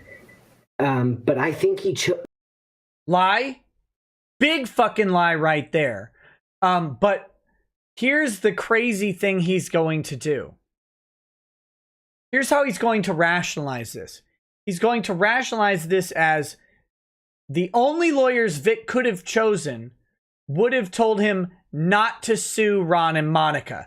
That's what he means. He doesn't mean another lawyer who would sue him. That's what he means. He means that if he had chosen other lawyers who then went on to tell him not to sue me, and that's that whole I'm working in. Notice Cress here, Crumbrion does not buy this for a second because she shouldn't. She shouldn't buy it. It's a complete fucking fabrication. He means if they would have picked lawyers who wouldn't have sued me, then I would like him. Well, yes, everybody would like a lawyer who doesn't actually sue you. But that's going to come through in just a second. Yes, the stream hiccup. Just go ahead and hit it refresh. Siren Jag says, Ron is what happens when a sperm fertilizes a generic selecticized paper towel and grows to adulthood. Damn! Oh my god! That was a brutal slapdown. He chose the people that gave him a yes when he should have chose people that would have given him better instruction. Told him no. Lawyers. I'm telling you, Ken, when I get pissed off, I wish that people would say, because it's like, you got to have people around you that says, hey, guess what? You can't go sue this person. Like when Nick first started, I was ready to sue the fuck out of that guy. And I have twice, Ken Jennings and Nick, I'm going to sue him. They said mean things. I'm going to sue him. That's his first result. His first go-to. I got money. First of all, no, you don't. Second of all, I'm going to sue him. Let's go. I got lawyers. I'm going to sue him. Do it, bitch. Just do it. God, just fucking do it, you pussy. money. It's like, let's go, bro. Let's see what's happened. Let's see who spends it first. You will spend the money. I won't. Why can't Vic? Like, wait a minute, I'm not the guy that should do that because then I'm exactly how I don't like. So it's that dichotomy. But at least my lawyers say, you know, Ron, then you are what you hate. You are what you hate. No. This is the funny thing, Ron. You are what you hate. Vic isn't what you hate. That's the weird thing here. Your first response is, I must sue. And you have to have someone hold you back, bro. Just like when you were a violent piece of shit, now you're a litigious piece of shit.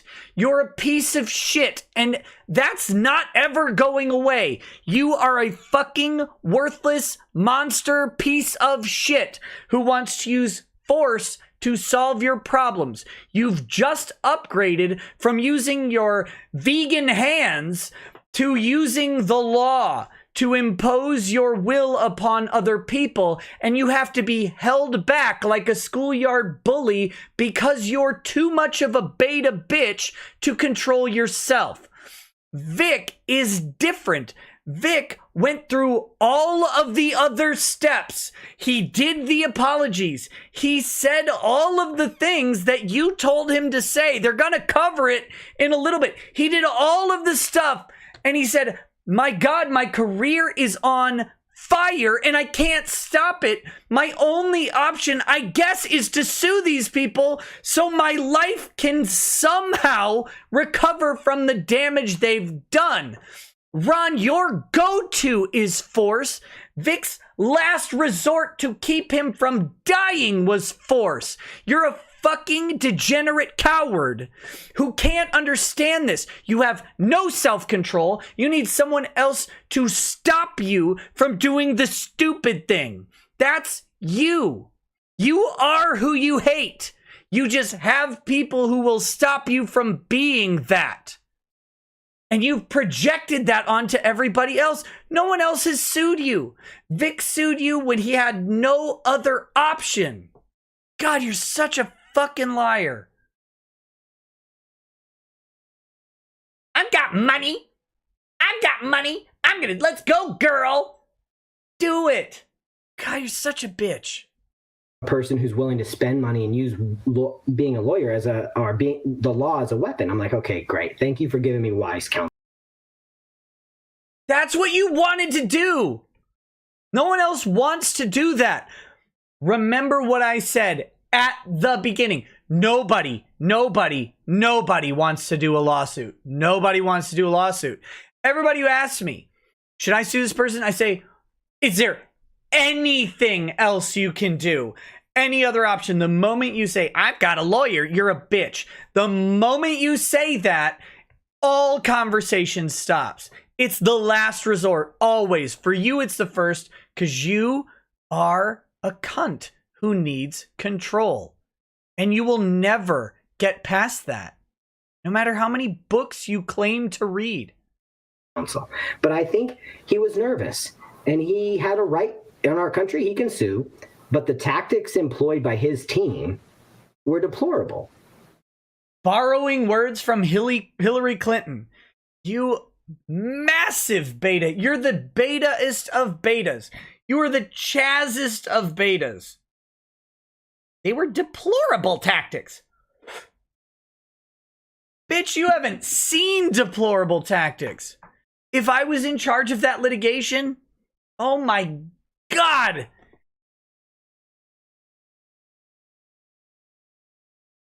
I would have gone to professionally ruin you. That would have been my choice. My choice would have been way worse than what Vic did. All on the table. Everything. From the start. Full throttle fistings. Day after day. And in public. You are lucky. Who's on his team and deploying what tactics? What was that? I'm sorry? Well, who's on his team and deploying tactics? Ty Beard, his actual lawyer, who was on Nick's show on an almost nightly basis. The one that's at KiwiFarms to make people's lives a living hell. There's a lie, by the way.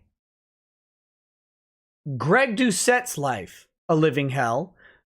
And if you'll remember, Ron, I said you shouldn't do that. Don't do that. You don't mean that. Not yours and Monica's. Never yours and Monica's. You're conflating and revising what happened because you need it to fit your narrative. You need Ty to be a bad guy who went after you when he never, ever did. That's what you need Ty to be to justify your thoughts here. But Ty didn't do that to you. He did that to people attacking his law firm and his people. That's what Ty did. Ty was responding just like you were to a bunch of people threatening his livelihood and his people's livelihood on the internet. Those people, by the way, including you. And your little cadre of idiots. But by the way, he was talking specifically in response to Greg Doucette, and I think maybe Akiva Cohen maybe could be included in there. But actually, no, it was just Greg Doucette. Who, for the record, I reached out to, and Ty said, please come on the show. Please come tell him. Come talk about it. They never responded to me. Ever. So, Ron is lying again. That one? Or the guy that admitted to sending confidential information that was an agreed upon situation with the videos, which I'm okay with the videos. Lie. You're a liar. You're a fucking liar. There was no confidentiality agreement on the videos. None. It doesn't exist. You can't read, and your lawyers are stupid. This is the problem. They wrote an agreement that no one would live stream the deposition without authorization. That was it. That was the agreement. Go back and read it. Go back and read it, pussy. I know you won't because it doesn't serve your narrative, but you had no agreement not to share the depositions after the fact. It was a live stream, and the reason that live stream clause existed was because you and Jamie Markey and the Funimation lawyer and the who was it? The lawyer for Jamie weren't in the room. It was being live streamed to you. Vic's deposition. That was the agreement. There was not a confidentiality agreement about the other stuff. And if your lawyers told you that, they lied to you and figured you were just too stupid to read it on your own, which you are. Read the language of the agreement. It's laid out actually in the transcript. But you don't understand it, and your lawyers lied to you. They took your money, though. At this point, because Nick already leaked them after Ty admitted it, but those videos... You know why Ty admitted it? Because you didn't have an agreement. And if your lawyers thought you had an agreement, they would have made a motion for sanctions for violating a Rule 11 agreement. But they didn't have one, and they never went after it. Why? Oh, that's right. Didn't have it. where actually there was an agreement that no party to the lawsuit was to release those videos unless it was agreed upon. Nope. Which we had. Live stream. Pay attention. No one wanted to live stream the depositions because it was being live streamed to a room where some people were, including you, I believe. During Vic's deposition, you were in there. Monica, Jamie, you guys all got to watch it via live stream. Remember that when your attorneys ran out of questions and you were frantically texting them, ask him about this, ask him about this. That live stream, remember that? That's what they were talking about. It's pretty clear from the agreement. Goober Gabber says, I remember you called Ron a monster. Might as well call him a Ronster instead. That set up that it was not supposed to be sent out. Ty admitted to sending those videos, right? So that those tactics, smoking cigars with your lawyer, and I know people say, oh, that's not a big deal. Smoking cigars with your lawyer? Get the fuck over yourself. Can you imagine being this guy? But it sends a message. If my lawyers were going on TV, I pay them. They work for me.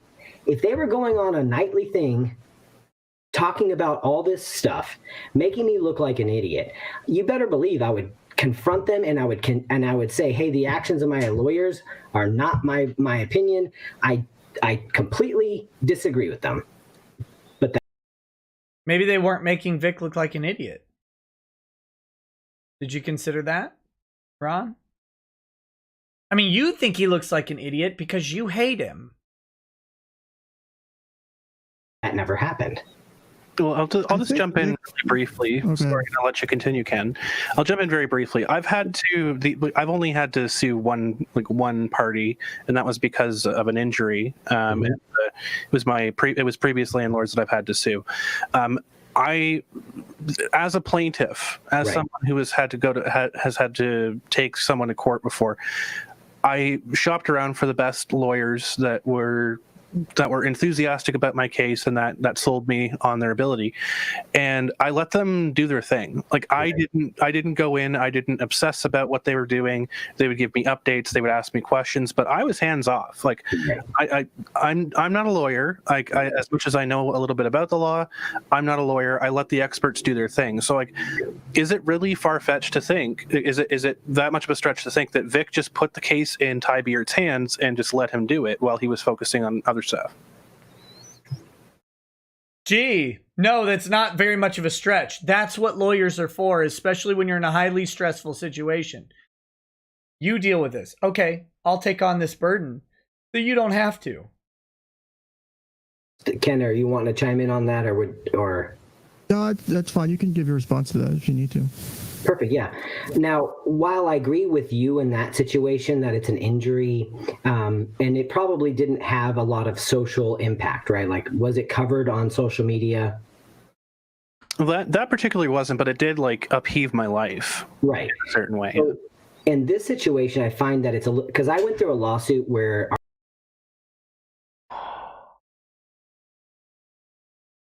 He's going to bring completely incomparable lawsuits as the reason why his lawyers didn't do a social justice campaign against the other people. Ron, having a social angle to your lawsuit for mold in your apartment wouldn't have helped against your landlord. And if it would have, your lawyer absolutely would do it. Would absolutely do it. And by the way, had your lawyer not given in, or had you guys been on the losing foot at some point, you bet your ass going public against a landlord for not containing black mold would have absolutely been on the table. You're a disingenuous cunt who has no idea how law works. Our old apartment had black mold, and we had to sue them because they wouldn't remediate.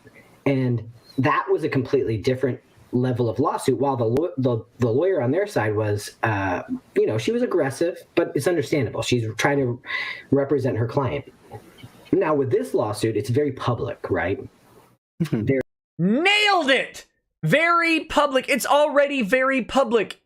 So addressing it in a public way is within the tools of the lawyer, you dumbass. There's two public figures in a heated situation with fandom and all the drama and all the shit that I don't give. I care about the fans, obviously, because that's Monica's business. Holy fuck. Did you guys catch that? Did you catch it? That was one of the most important things Ron says in this in this entire interview. And all of the things and all of the that I don't care about. Fuck. I don't care about the fans. Of course I care about the fans because they're Monica's business. Holy shit. You are an awful pile of trash.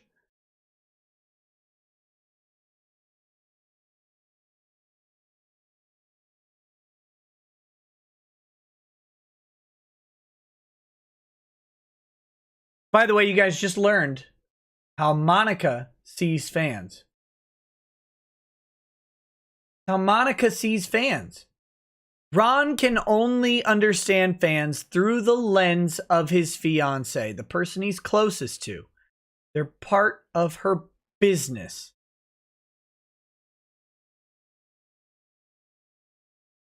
They're part of her business. But I love how he goes on, and he goes on to lay out the exact counterpoints to his narrative. This is a public lawsuit between two public figures. It should have all been handled quietly, but you guys didn't handle it quietly.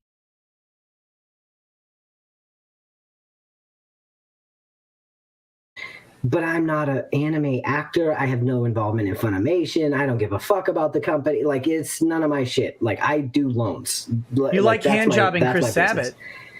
So when you have that level of responsibility and that much influence on a community that's hurting, I feel like then you have to take things to a different level that isn't like necessarily something you would do on a normal lawsuit. So while maybe So on a normal lawsuit, you don't make any public statements. Like, that's the normal lawsuit. I'm not going to talk about this publicly, whatever. We're just going to do this. On a public lawsuit between two public people, you probably do, and of course you do, talk about it publicly with frequency because that public aspect is actually leverage against the other side. And your goals aren't necessarily constrained to the lawsuit. There's the public aspect of the lawsuit. And I hope to God I have not somehow misled people into thinking that this lawsuit is not public or that the sole operation and goal of this lawsuit is to win a judgment against these people.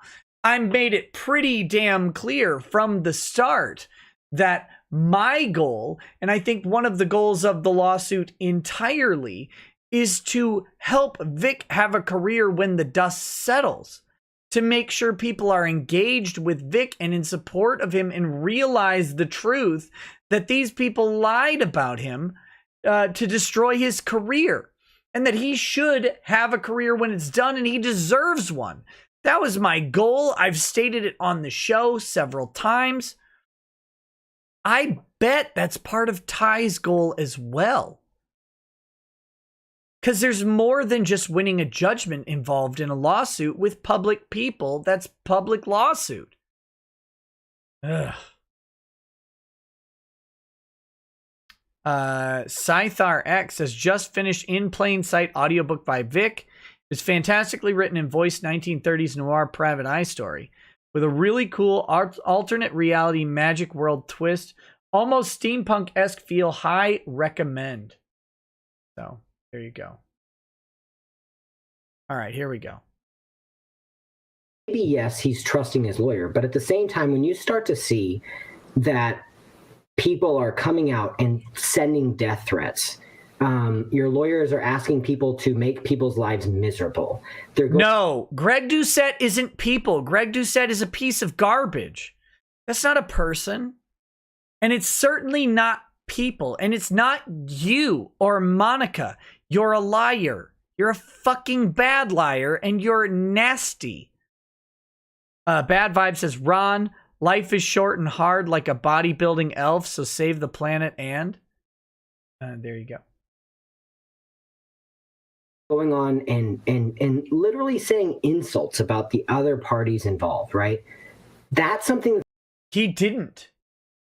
I don't think he insulted you until appeals, Ron.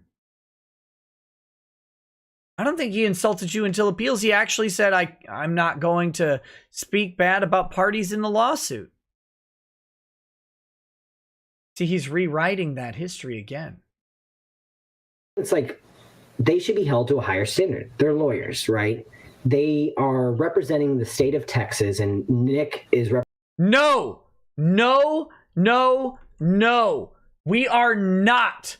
Ty is not representing the state of Texas. That's the Solicitor General of Texas's job. Ty represents his client. I represent my client. I have no fucking duty to the shit state of Minnesota. Minnesota can lick my fucking taint. It's full of communists and garbage politicians and terrible, terrible, terrible people. Fuck Minnesota. I hate it. The winter is cold. The food is shit. The people are shit. Everything sucks about this state. Fuck Minnesota. Unlicense me all you want. My client is never Minnesota, and often my client is opposed to the state of Minnesota. Fuck them. Fuck you. Ty can say fuck you and fuck Texas. He wouldn't. He actually likes Texas, but he can say fuck Texas all he wants if it serves the interest of his client. You liar, you idiot, you fucking little weasel. Our jobs are to our clients. Period.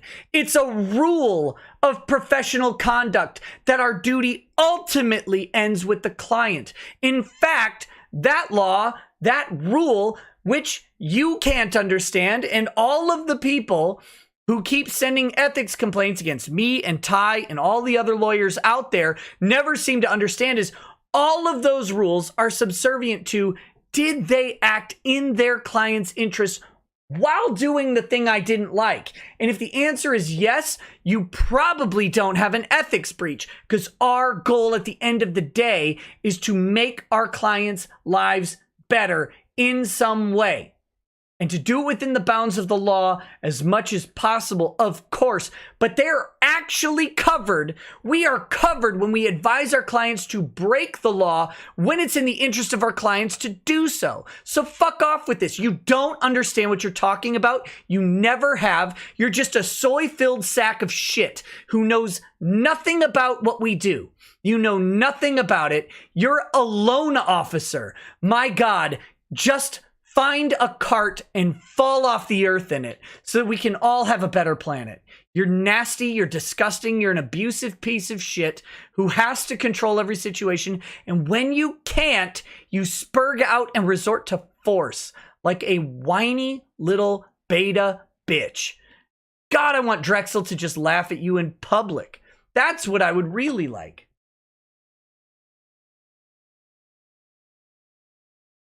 This state can eat my dick for all I care. Fuck off.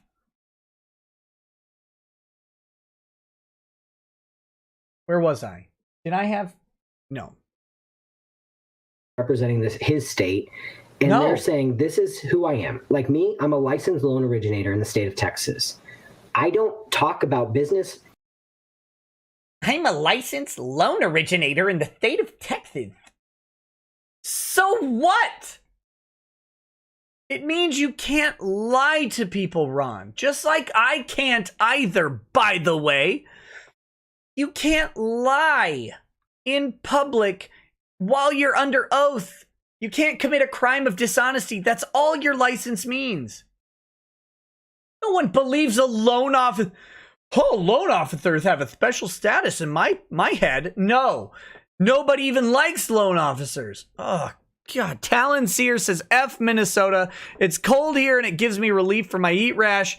F it in the ear and the poop shoot. Funny rant, but I'm sure you appreciate the comedic irony. It doesn't, though. The summers are brutal. I was heat rashing just today. I'm probably heat rashing now. I took medicine, so I'm starting to see a few bumps, but I'm not super itchy. JCF Data says, hey, Nick, what's with the softballs? Tell us what you really think of Minnesota. Minnesota's full of softballs, and it's disgusting. usually online, unless it's something that's specific, because I know how much weight my words carry when I'm functioning in that capacity. And so, how much weight a loan officer's words carry? You're a loan officer. Oh my God, no one cares. Have you guys ever gone, oh man, I didn't want to listen to this guy, but he's a loan officer. Holy shit. Now I'm going to listen to him. I'll convert to Buddhism or whatever. What the fuck are you talking about? I feel like as a professional, they had a duty not only to represent Vic, but also to represent the state of Texas in a way that shows... Duty is a legal construct. Duty is something you either have or you assume. Ty, especially not me, but Ty doesn't have any duty to represent Texas in any way unless he's hired by the state of Texas to do so. A level of professionalism. And so when they go online and ask for people to be harassed and doxxed, and again, the lie, continue to hurl insults about cuck and beta, like all this you stuff. You are a beta cuck. It doesn't advance the cause for the person they're representing, right? And so wrong! Vic deserved. Wrong. Wrong. That you're objectively wrong in this. It did advance the cause of Vic. It absolutely did.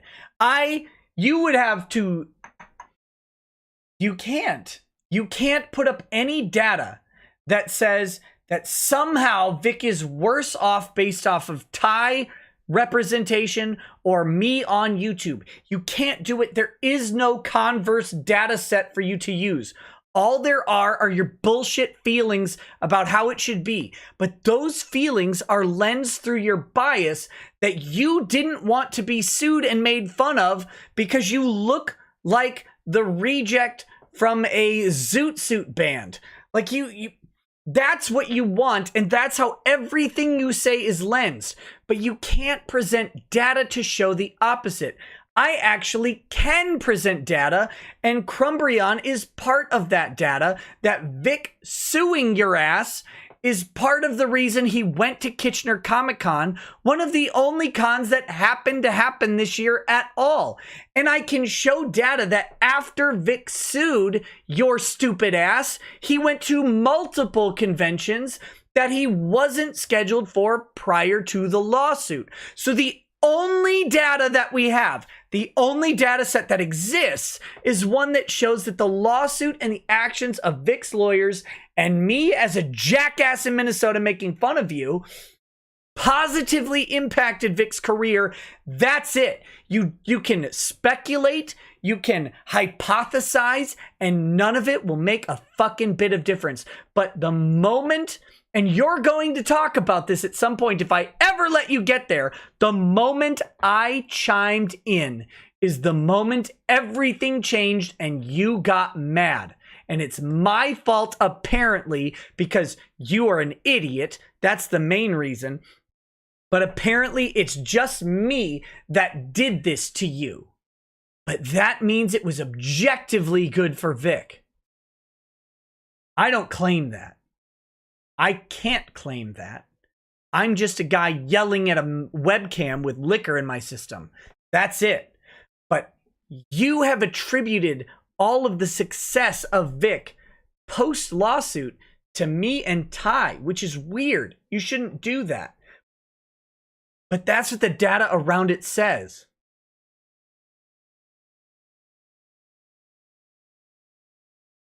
Palantir says, Ron Toye, loan officer, the ideal first responder for our age. He takes our money and he gives us a place to live.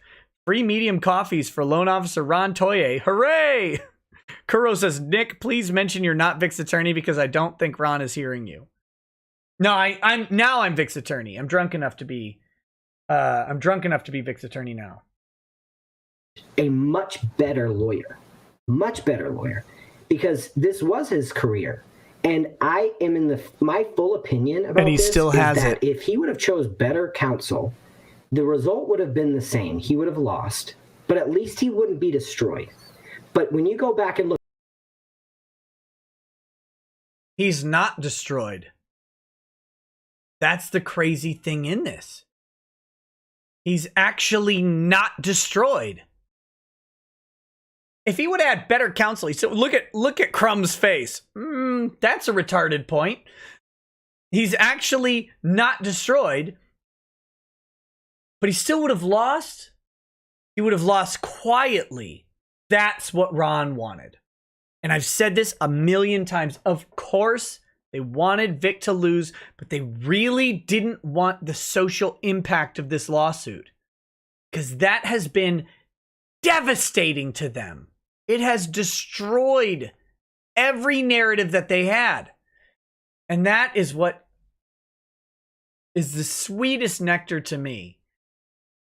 The public got to hear. The public got to see the depositions. The public got to examine whatever evidence is presented. And largely, the public stuck with Vic. And Monica? Have fun at those no more conventions this year. Oof. Oof. Romeo Garbo says, Minnesota's been my home for my entire life, and I agree wholeheartedly. F this state, F the winter, F the people. The autumn and spring months are pretty all right, though, but it's still home. Keep them coming, Nick. Yeah, it's home for me, too, but man, I have so many problems with Minnesota. I would never want to represent it. Look at Vic's videos, and that's opinion. I could see that Cress is a little upset, or confused. But if you go back and look at it, Cress, no. And I'd love to debate this topic. His videos have hundreds and hundreds and hundreds of thousands of views. What right? Vic videos is he even talking about? If you have hundreds and hundreds of thousands of views, how can you say one thing damaged more than the other? So my comment. That's a jury question! That they say that came out when he's doing videos that they put in a part of the lawsuit that have 1, maybe 2 likes, 0 impressions, really, is more damaging than the guy that's going on, has 200,000 views, and is saying the word rape when we never mentioned it. And actually, I've clarified that what he... Sexual assault is the criminal statute in Texas, you fucking dummy. The colloquial term is rape.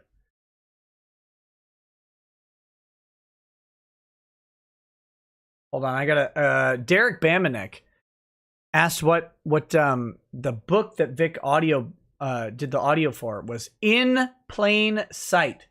That was the book. The audio book is In Plain Sight. He did wasn't rape, and so it's like this is the part where it's like it's frustrating in a lawsuit because it's like I want a fair fight. Also, I didn't talk about that for a long ass time. A long time. The people who were saying rape were parroting you. They were extrapolating you and your personal fucking fiance, Monica Fat Disgusting Whale Real. They were parroting you on your sexual assault claims and making them into rape because you worded them in such a way as to make it seem like he raped people, but he didn't ever. He didn't even sexually assault them. You put that into the public's mind. You just tried to do it without saying the word rape. Right. But I feel like we're fighting, somebody who's got his hands tied behind his back and is like hogtied and getting destroyed by his own team. Well, and a couple of things that I did want to touch on there, because this is one thing by the way, this has been a consistent narrative of Ron. I got to talk about this for just a minute. Ron has been trying thoroughly and desperately to paint me and Ty as the cause of Vic's downfall. Because if somebody else is to blame, then Ron and Monica aren't to blame. I will never let him get away with it. Vic's career was destroyed before I said a word about it. He was already, at that point, removed from conventions. He was already, at that point, fired from Funimation and Rooster Teeth publicly before I said a word. I couldn't have destroyed his career. It's not possible for me to do so, but Ron needs that to be the truth. He needs it to be the truth. I do know that there is a difference between Canadian law and American law, like the court systems, is that the Canadian system does actually have a requirement for decorum. Fuck Whereas Canada. as far as I'm aware, it might be in a couple states in the U.S., but the U.S. does not have that same requirement. Yeah. So, like, again, like playing within the rules of the system, like, I understand the frustration, but from what I'm seeing, like Ty and his team were playing within the rules of the system that they're in right now. We'll see. So, Yeah. as frustrating as it is, like I get it. Like they're trying to win. They're trying to do everything they can to win. So Yeah. I can't really fault them for that. In terms of Vic's success, I think that's where the nuances of law come into play, right? Like, yes, you may have 1,000 people. Like, for example, let's just take a slice of what's going on with the riots and stuff right now, right? 1,000 people could line up and punch somebody in the head, right? It doesn't matter about the 999 people that did it before. It's the one person that killed that struck the killing blow. This isn't actually entirely correct, although Crumb is on the right track here. It does matter for the 999 people before, but if person number 50 got charged with simple assault and the other 1,000 people didn't, person number 50 is not guilty just because 1,000 other people hit him. Now, the person who killed them is guilty of something beyond simple assault. But 999 people who hit someone are guilty of simple assault. So, in the defamation analog, all of the people who lied about Vic are potentially liable for defamation. All of them could be liable for defamation. The question is, what strategically is the best play for retrieving damages? That's the lawsuit that you bring. That's the lawsuit. So there can be a bunch of people saying lies about Vic, but if your lie causes damage and we can link your lie to the damage, plausibly make a rational inference about that lie causing the damage, and then prove it at trial to a 51% threshold, then you win. Now, it may be better to do that than suing someone in Canada, like IO9, for example, trying to haul them into federal court and doing, or not IO9, Anime News Network, trying to haul them into federal court over a lawsuit with press protections and stuff like that, even though they may have also lied. But just because one liar is not pursued does not make the other liar's actions okay. It's a jury question as to which statements caused the damage, and that would be what you would argue at trials. Look, my statements didn't cause the damage. It was this publication statements. Okay, great. Make that argument at trial. We haven't had that. AGK says, I'd rather live in Minnesota. At least you're not in the state of Illinois. Oh, I wouldn't want to be in Illinois ever. The property taxes here are eye-watering, asinine. $5,000 annually for a quarter acre in rural Illinois. That's way too much. Way too much. They're the person that's most responsible. You can make an argument that the other 999 people did most of the damage, but when it comes down to law, it comes down to the timing and who struck the final blow. Right. So when you're looking at it, she's talking about but-for causation. And this comes down to an argument that Ron seems to fail to understand throughout the rest of the thing. Yeah, there were rumors about him forever from nobodies on the internet, and they caused no damage. It was your lie that caused the damage, and it was your lie based on your status that you claimed. My personal fiance, people I personally know, had this thing, and you had a platform because Monica had a whole fucking tectonic plate, because that was the only thing that could hold her. She had a whole tectonic plate of Twitter dedicated to her that was given. That weight that was imparted upon her already sufficient mass was what caused the damage. Other people were randoms on the internet. Their stories are not corroborated, and most of them didn't actually exist. The Pretty Ugly Little Liars thread, that original post on Pretty Ugly Little Liars, changed dramatically. It was edited between February and April. And that's an important part of this, because you went back and relied on that, but it didn't exist at the time you were making your statements. Nova Zero says, Nick, since they're thinking of defunding the police in your state, no, just in Minneapolis, does that make a lawyer shooting people with a Taurus judge a legal verdict? Yes. How would representing your clients work now? Asking for Olaf. It means I better be faster on the draw than the DA. Matt the Beast says, what infuriates me about this the most is the constant blatant lies. They have to try and keep up the ones they started with, of course, but Ron in particular has to keep adding new, even more unbelievable ones. May the appeals court be literate, please. We can only hope. From this perspective, Vic might have had a bunch of people out there from decades or years ago that said things true or false about him, and he might have had a bunch of videos out there that had tens of thousands of views. But the fact of the matter was, it was this timing, and the situation that happened around this time.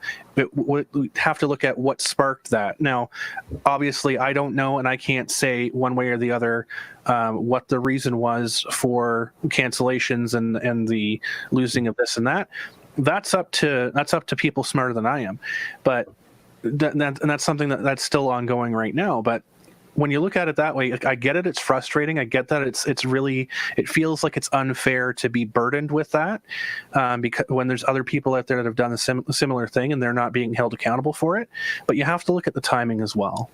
And that's a fair point. But the thing is, with law here in Texas specifically, and in general with defamation law, the history of the 99 punches do come into play, because it's like when you have a diminished reputation already, that's where when you get into Vic didn't have a diminished reputation, Ron.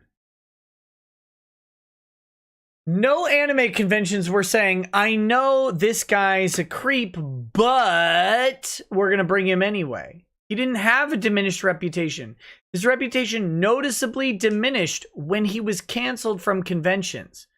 That's the problem with your calculus. That's where the damages come in. Winning a defamation case, it becomes unwinnable. And that's where he got misled, because he inserted himself into the debate.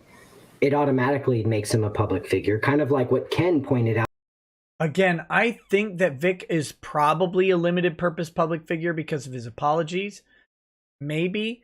But that's the basis for his public figure status. It's not that he inserted himself into the debate prior to the apologies and shit. Don't fucking apologize! Out when he gave that evaluation of why I wouldn't be successful if I sued him. Ron, you wouldn't be successful if you sued him, because his was specifically and unabashedly an opinion. That's one thing. He didn't accuse you of anything, and you didn't suffer any damage from it, you retard. And so that's where I feel like Vic was wronged, because he has for years had this reputation, and he's addressed it himself in countless videos. He hasn't had this reputation. He has had a couple people detracting against him. Ron, some dummies still think I'm Vic's lawyer. That doesn't mean I have a reputation of being Vic's lawyer. That means some people, like you, are stupid or illiterate. That's what that means. I don't have a reputation of being Vic's lawyer. I can go around to everyone in my town and say, hi, I'm Nick Rekieta. And not a single one of them will go, oh, you're Vic's attorney. I can go to every law office in this town, and not a single one will say, oh, you're the guy that represented that guy down in Texas. None of them. I don't have a reputation for it. Just because a couple of speds on Twitter think so doesn't make a reputation. That means that a couple of people are wrong about me. That's all it means. Just like a couple of people were wrong about Vic. He didn't have a reputation. You guys created the reputation early 2019. When you have that, you can't say that one specific thing or 400 things from me caused anything. Yes. When you have 10, 20, 15, however many years of of other people saying things and then himself actually saying things, plus the apology letters, right? And what's interesting, if you actually look at the timeline. Here we go. If you look at his apology letters when they were published, I'm not going to say what happens, but I challenge you guys with an open mind. Go back to the dates the apologies were posted, and then the dates that correlate with the cancellation. Watch what happens. And that's the thing that never, ever apologize.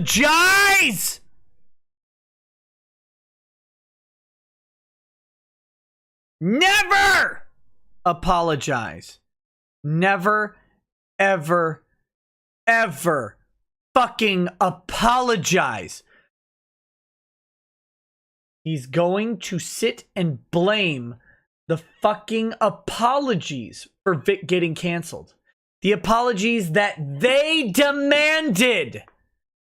Just apologize. We'll help you out. If he would just apologize and accept responsibility, then I'd be first in line to help him get back in. First of all, it's a fucking lie. You know what got him canceled from conventions? He was fired from Funimation, and they all heard about it. That's what got him canceled from conventions. There was chatter going on behind the scenes. They all knew about that shit. That he was fired from Funimation with a private investigation that you guys were talking about. Monica was talking about. All of this shit happens. Doesn't matter. The apologies come out around that time. Don't do it. I can't stress enough. Never apologize. Say nothing about it. But that being said, they're going to blame the apologies now. They have a scapegoat. It was the apologies. It wasn't our tweets. It wasn't Monica saying he sexually assaulted me. It wasn't Monica bringing up all of these things which led to the investigation, which caused him to be fired. It was none of that. It was the apologies. Bullshit. People want to point in all of these things. His stuff has come out online for years, but he never really came out and said, yes, I apologize. I did some things, right? And he didn't even say he did some things. He said he apologized to anyone who left his table feeling that they got less than a good experience. And then he went on to categorically deny any accusations of sexual harassment, sexual assault, or pedophilia. But they always skip that last part. Always do, because it doesn't benefit them to acknowledge your apology. Ever. It's not about making you apologize. It's not about making things right. It never is. They don't want you to apologize. It's a lie. I feel bad that our country and our culture has it set up to where a person feels like they can't just come out and say what they did, right? And own up to this shit and see what happens. That's where the dichotomy comes into all of this, because it's not a dichotomy, you fucking illiterate mongrel. My divorce stuff would come out, right? So we're circling back to the history. He had a history. His lawyer should have been able to go in and do investigation, doing a research, and see that he did not have a chance at defamation because he's a limited purpose public figure, right? So then you have to prove. There's a problem with that, though. Thank you, Ken. What was that? I'm sorry? There's a problem with that, though. How, Ken? So while there is the whispers on the grapevine of Vic's wrongdoings in the past, of these allegations and stuff, sure, if they were bad enough, they would have caused him a significant amount of harm before all this shit kicked off. Yeah, maybe. That's where the yeah, maybe. Yes, if there was any credibility to the things beforehand, all of the same shit would have happened earlier. The justification for whether you or Monica or anyone else's actions in the law, are contributing to that. So, whether or not those are true, and I don't care whether or not those are true for this purpose. Right. They were not bad enough to lose his job or any of this, and they went on for years. It wasn't until things kicked off in January, February, that he lost his jobs, he lost his conventions. Mm-hmm. So whether those rumors existed or not, that doesn't play into the validity of his lawsuit. He's happy about Vic losing his job. I have to point that out. That's the smirk. That's the smirk. He's happy about Vic losing his job and his income. JCF Data says, Nick, love the show tonight, but I got to go to bed. Have a good one. Hey, good night, buddy. Hope to see you soon. Kalinka Pavlova says, hey, Nick, here's some fake Kiwi money so you can call Ron a retarded cunt again, as it brings me joy to my black as night soul. Well, Ron is a retarded cunt. So there you go. But that's the French, retard. It means that he's a cunt that is late. Regarding your statements. Well, but if you look at the history, up until that point, he would do rumor panels, but he would emphatically deny that anything happened, right? Go back and look at the timeline. I say this with genuine concern for him and why I believe he should look at pursuing a lawsuit against Ty and Nick. Go back and look at the lawsuit. Now think about what he's saying here. He's going to say he should consider a lawsuit for malpractice against Ty and me because he apologized. Show of hands, does anybody fucking think I would advise Vic to apologize for shit? Of course not. I would tell him to Xerox his middle finger and mail it to all the fucking idiots complaining. I don't think Ty would either. The timeline and see when he issued his first public apology, right? Now, I'm not saying if it was good or bad. It is what it is. He issued one. The very first time he has ever issued a public statement on any accusations that are brought against him like that in a public way that got I believe it was like 10 or 15, some amount of crazy amount of likes and interactions. So you have Monica and I hadn't even tweeted yet at that point when he issued his first public statement. So if you go back and look at the lawsuit timeline, you have a guy issuing a statement. Maybe. Don't apologize. A couple days later, I think my first tweet came out 6 days after his public statement.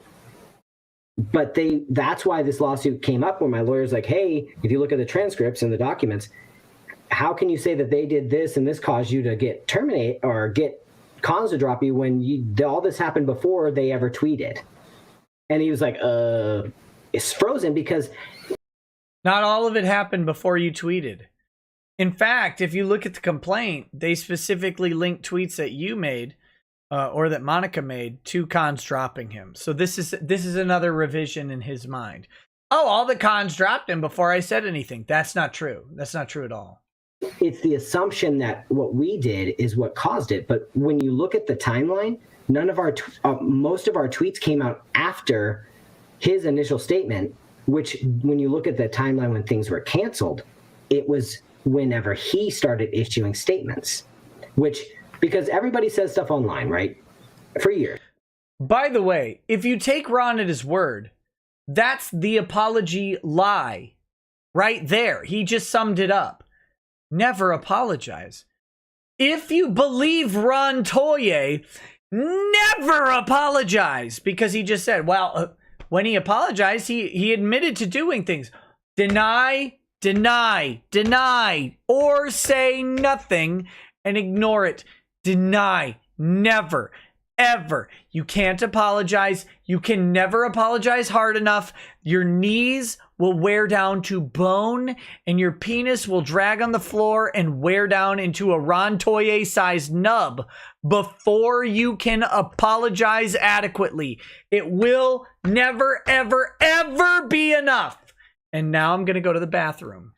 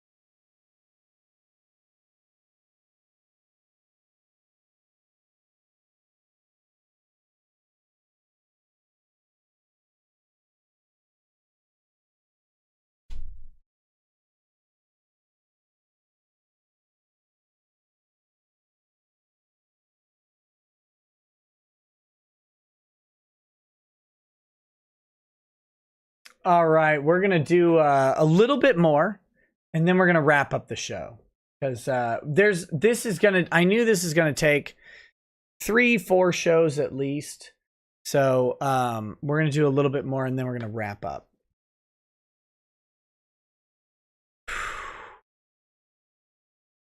And that is their right. Just like people call me an abuser and blah blah blah. You That's are their an right. abuser.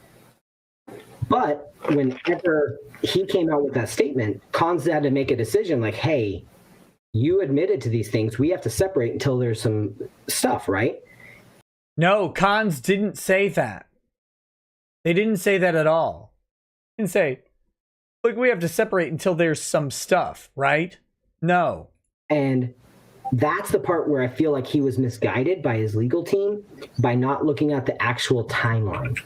And that's the part where we brought it up. So that's why our lawyers spelled it out, and you can see it in the court record.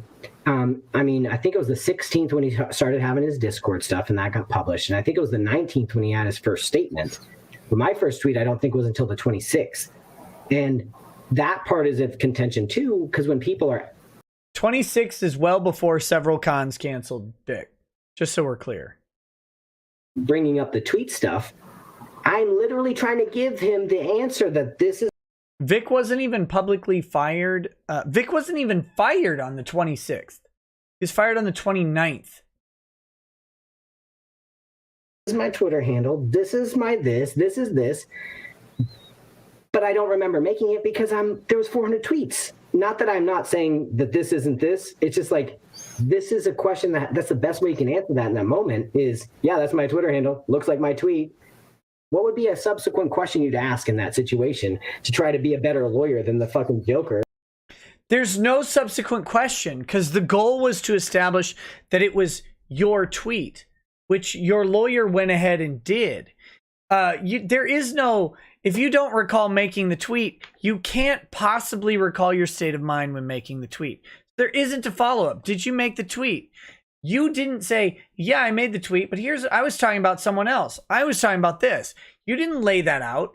You only think that I don't recall was a brilliant answer because your lawyers told you to say, I don't recall.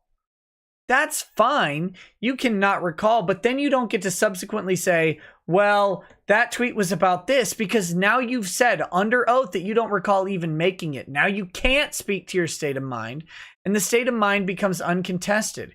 Your point was to defame Vic. That's the problem with your tweets. The fact that you don't understand what happened with those tweets is you not understanding the purpose of identifying the tweets in deposition at all. You could have said, I remember that tweet. I was talking about Bill Cosby. But you didn't. You didn't do that. Who deposed me. Well, one thing I do want to ask, Ron, and again, this is not meant to get you riled up or anything like that.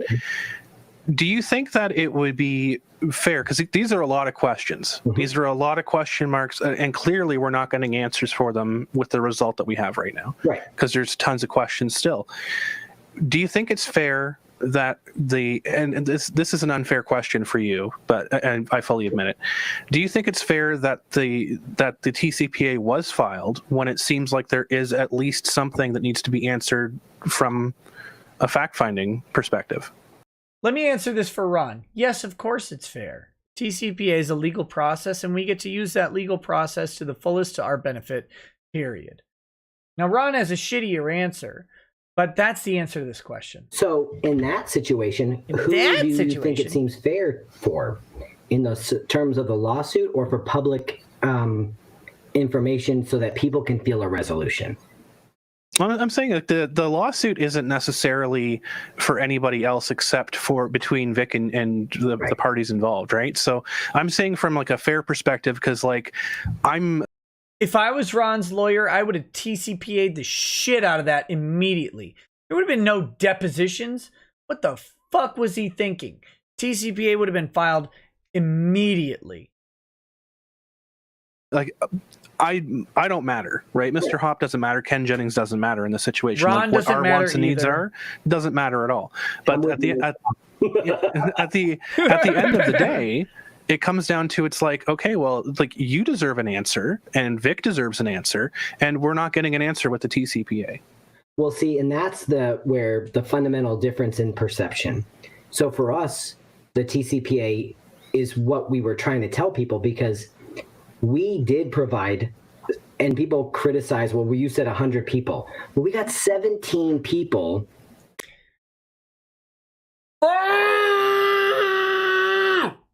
You said 100 women, and you provided 17 barely even people that are not all women, and many of whom have nothing to do with this, like Michelle Specht. You fucking little mongrel. You goblin liar piece of shit. Nobody, you have, even taking you at your words, you said 100 people, but we provided 17 people. No, first of all, you said 100 women, and you provided less than 100 women. End of fucking story. Where are the rest of the women? Where are the women? And most of the things you provided didn't have a direct experience with Vic. In fact, many of them are doubled up experiences, and they disagree with the other person's experiences. I think in total you provided about 5 or 6 total experiences involving Vic Mignogna in your 17 affidavits. You know what? Fuck you. We gotta wrap up the show. I'm gonna go ahead and do super chats and justice chats. I'm done with the recording for tonight. We will resume it sometime very soon. Sometime very soon. I can't deal with too much stuff. Like, I will get angry. I don't need to control the situation. I just I get angry. I get angry all the time. It's my life. My life is rage. Gelth Walker says, Nick, check your Discord. All hell just broke loose. I sent you a DM about it. I need your lawyer advice. Okay. You're in a different continent, so I'll try. But all right. Let's do these chats. After this, just so we're clear, I'm going to read through the chats. I'm going to run upstairs. We're going to do a Twitch stream of some campy movie on Twitch. And I'm going to eat some food. I'm going to chat with the chat, and we're going to make fun and have fun watching some movie. So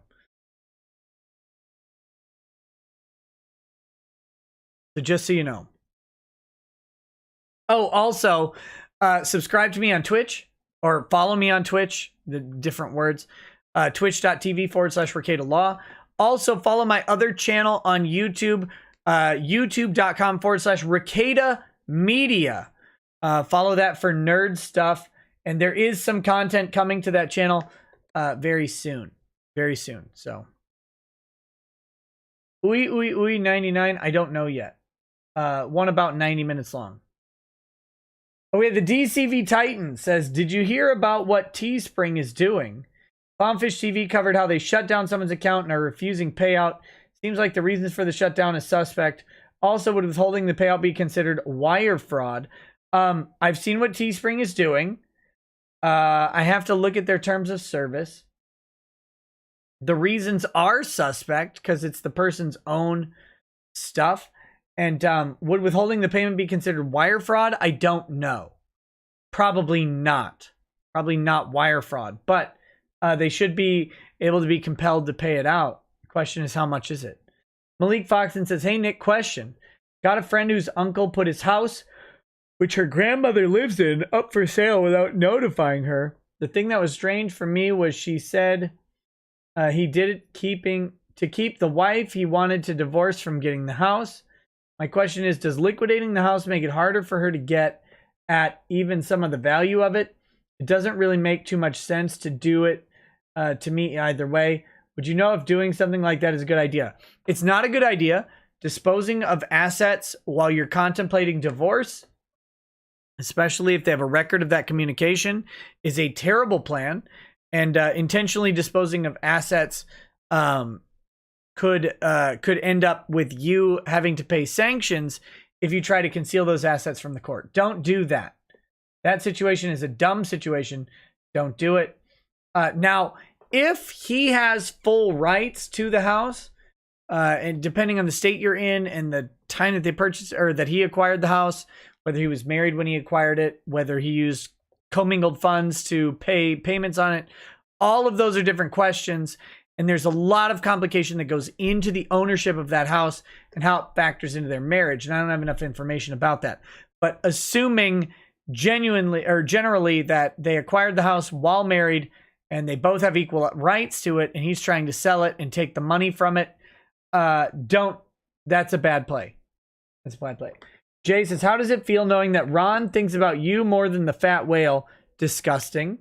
Ron still has never held himself fully accountable. It's always his abusive parents, Nick, Vic, or something else that made Ron do it as if he is a robot with no self-control. Always looking for control and never having it is Ron's life. Crusader Saracen says, your grandma probably could have kicked Ron's soy-based ass one-handed. Yeah, probably. She was a great lady. Crusader Saracen says, as an Asian man with an unofficial inward pass, I hereby bestow one upon Ron's ex-wife's boyfriend's son. Unlimited use of the N-word for life with the hard R. Damn. Ron Toye's shower drain says, every morning Ron takes off his tiara, grabs his pretty princess brush, and sings his I'm a Sheepdog song into a set to Genie in a Bottle. Then he jumps in, does a tuck job, and grabs a large black loofah after vigorous scrubbing. He exclaims how much everyone loves him. Gross. Phoenix Lord Asterman says, listen, I know he just threatened to hunt you down and go after your relatives, but you scared me, so I'm justified. Ron Soye 2020. Jay says, February 15th to 16th, Ron replied to one of Vic's tweets more than 20 times, attacking and threatening people. Your panel was on the 15th. The GoFundMe video was on the 18th. Ron was out of control before you entered the fray. Yes. Yes. Thank you for clarifying the timeline. Soy Overload. This Ron seems like the kind of guy who cries a lot. He cries in this fucking video a little bit later. We didn't get to it yet. He cries. He actually block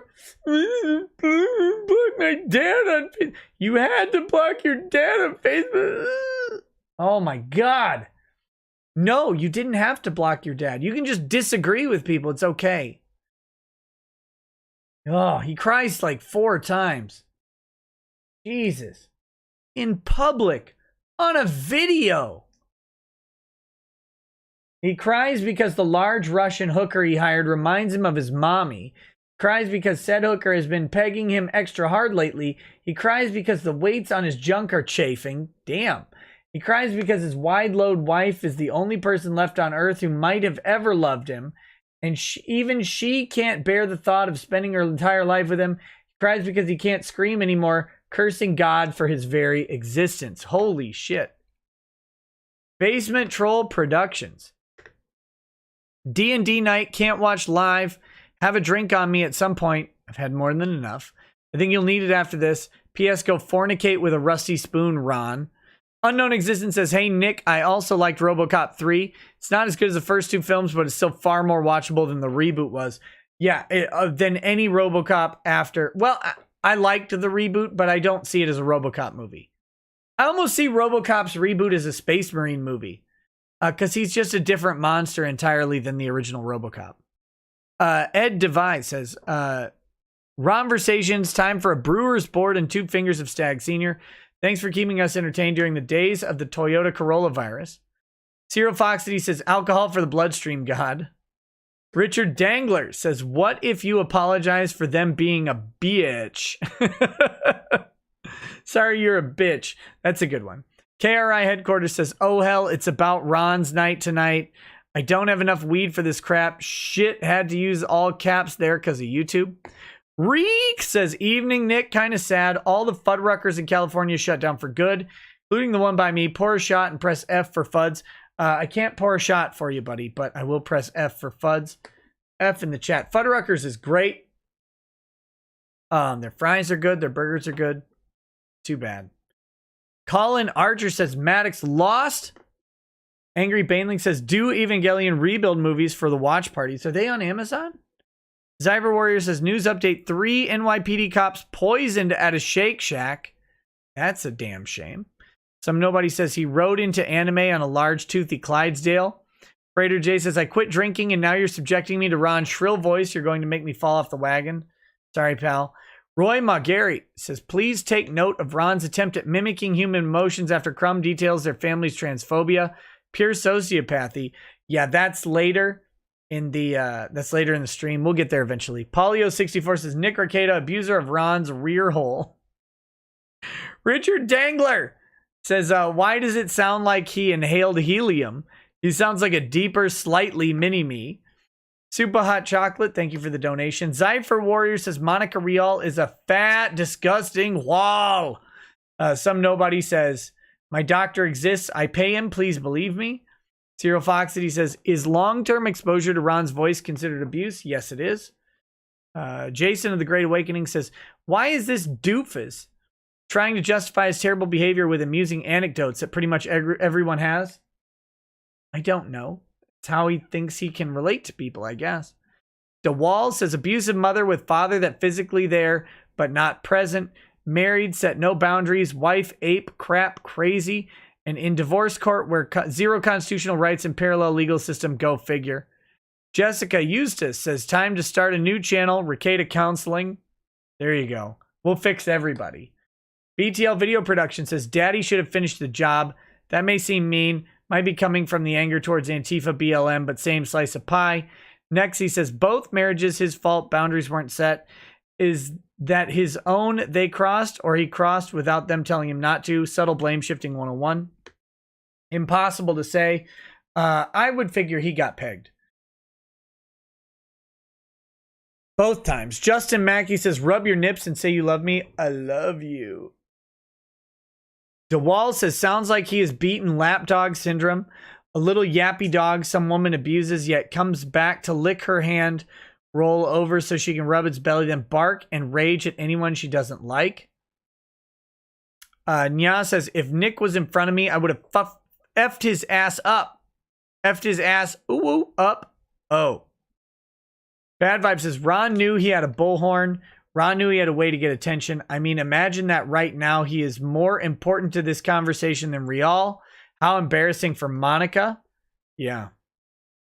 Some nobody says, mention me, Ron. I named your bitch Horsica. Some nobody also says, equestrians have to have control. Snap your hot dog off. JC Gaming says, I'm scared of Ron Toye, Nick. Please use your body as my shield against his remote. I'm literally shaking. Jason of the Great Awakening says, am I wrong in my observation that Hop and Crumb didn't appear to buy Ron's rubbish? I don't think you're wrong at all. I don't think they bought it for a second. Bad Vibe says, Ron isn't human excrement. That assumes he has value. He's insect excrement. Any value to live he has is minuscule. Jason of the Great Awakening says, why is Ron being racist against his black mold people? I don't know. Very, very concerning. Shadows King 101 says, Ron needs to commit Minecraft with ray tracing. Jordan Genesis says, Nick, we need young lawyers like you in Las Vegas. Any chances? No. I don't want to move to Vegas. I like my house. I hate my state, but my house is nice. Bad Vibe says, how about the other weight he carries, but nothing he says carries water? Bad Vibe says, reminder, Vic had to live two live action movies. One with Eric Roberts, played in the Dark Knight series, Julia Roberts' brother. Asbel Lahant 100 says, didn't Ron earlier say both Vic and Monica were public figures? Yes. Yes. So is Ron, by the way. Ron is a limited purpose public figure for Vic stuff. Rogue says, Ron and Monica were also relying on a trash Tumblr blog of lies about Vic, whose owner admitted they were lies before nuking it off the internet. Known Important says, did Ron just admit wanting to use Vic to get to Nick and Ty? This man is the scum of the earth. Yes. Yes, he does that several times. Caleb Lambright says, my name is Nick Rekieta and I love eating baby seals. That's true. Alex Britton says, Ron's evil laughs in the interview remind me of his aspirations to kill a judge's kid. Also, what's it like being Ron Soye's abuser? I bet it's fun. Oh, it's great. Like I said, beatings will continue until morale improves. Keep abusing. It's hilarious. Mr. Schwagan says, if the appeals go through, will all this be open to trial evidence? Yes, it will. Romeo Garbo says, Rekieta counseling. It's just multiple 10-minute videos of Nick shouting, stop being, insert word here. Example, stop being a waste on humanity.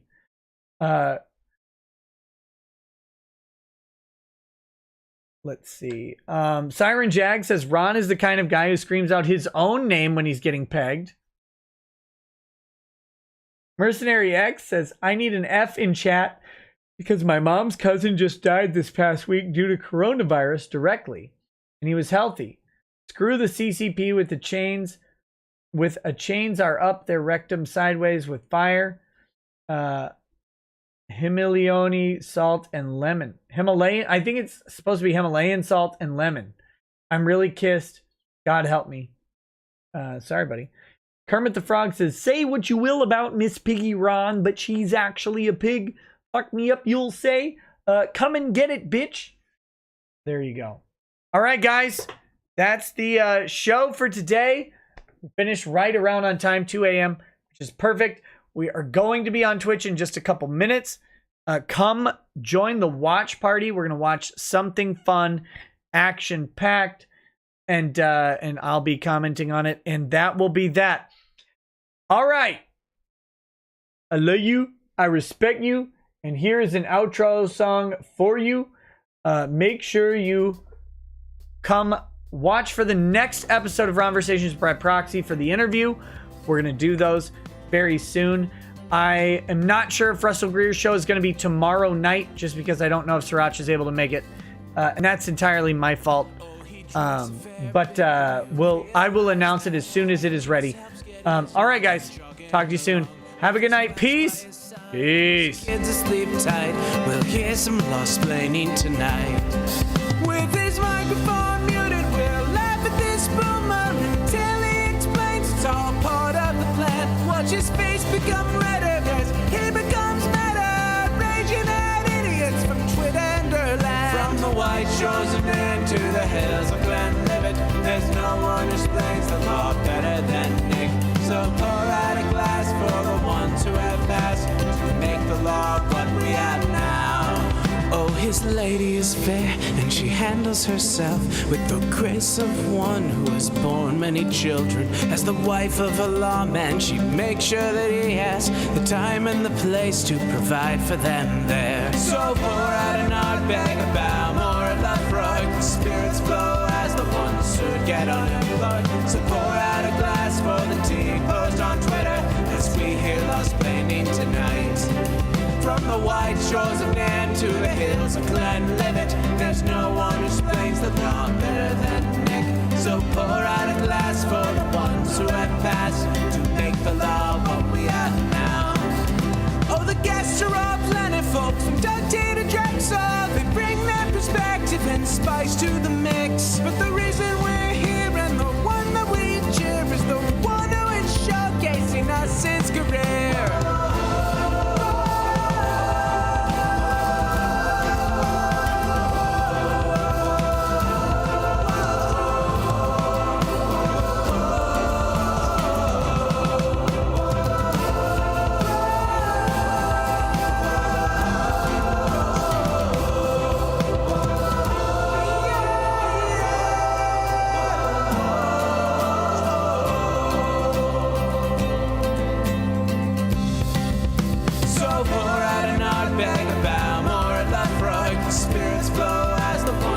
Get unemployed. So pour out a glass for the tea post on Twitter as we hear lost-plaining tonight. From the white shores of Nan to the hills of Glenlivet, there's no one who's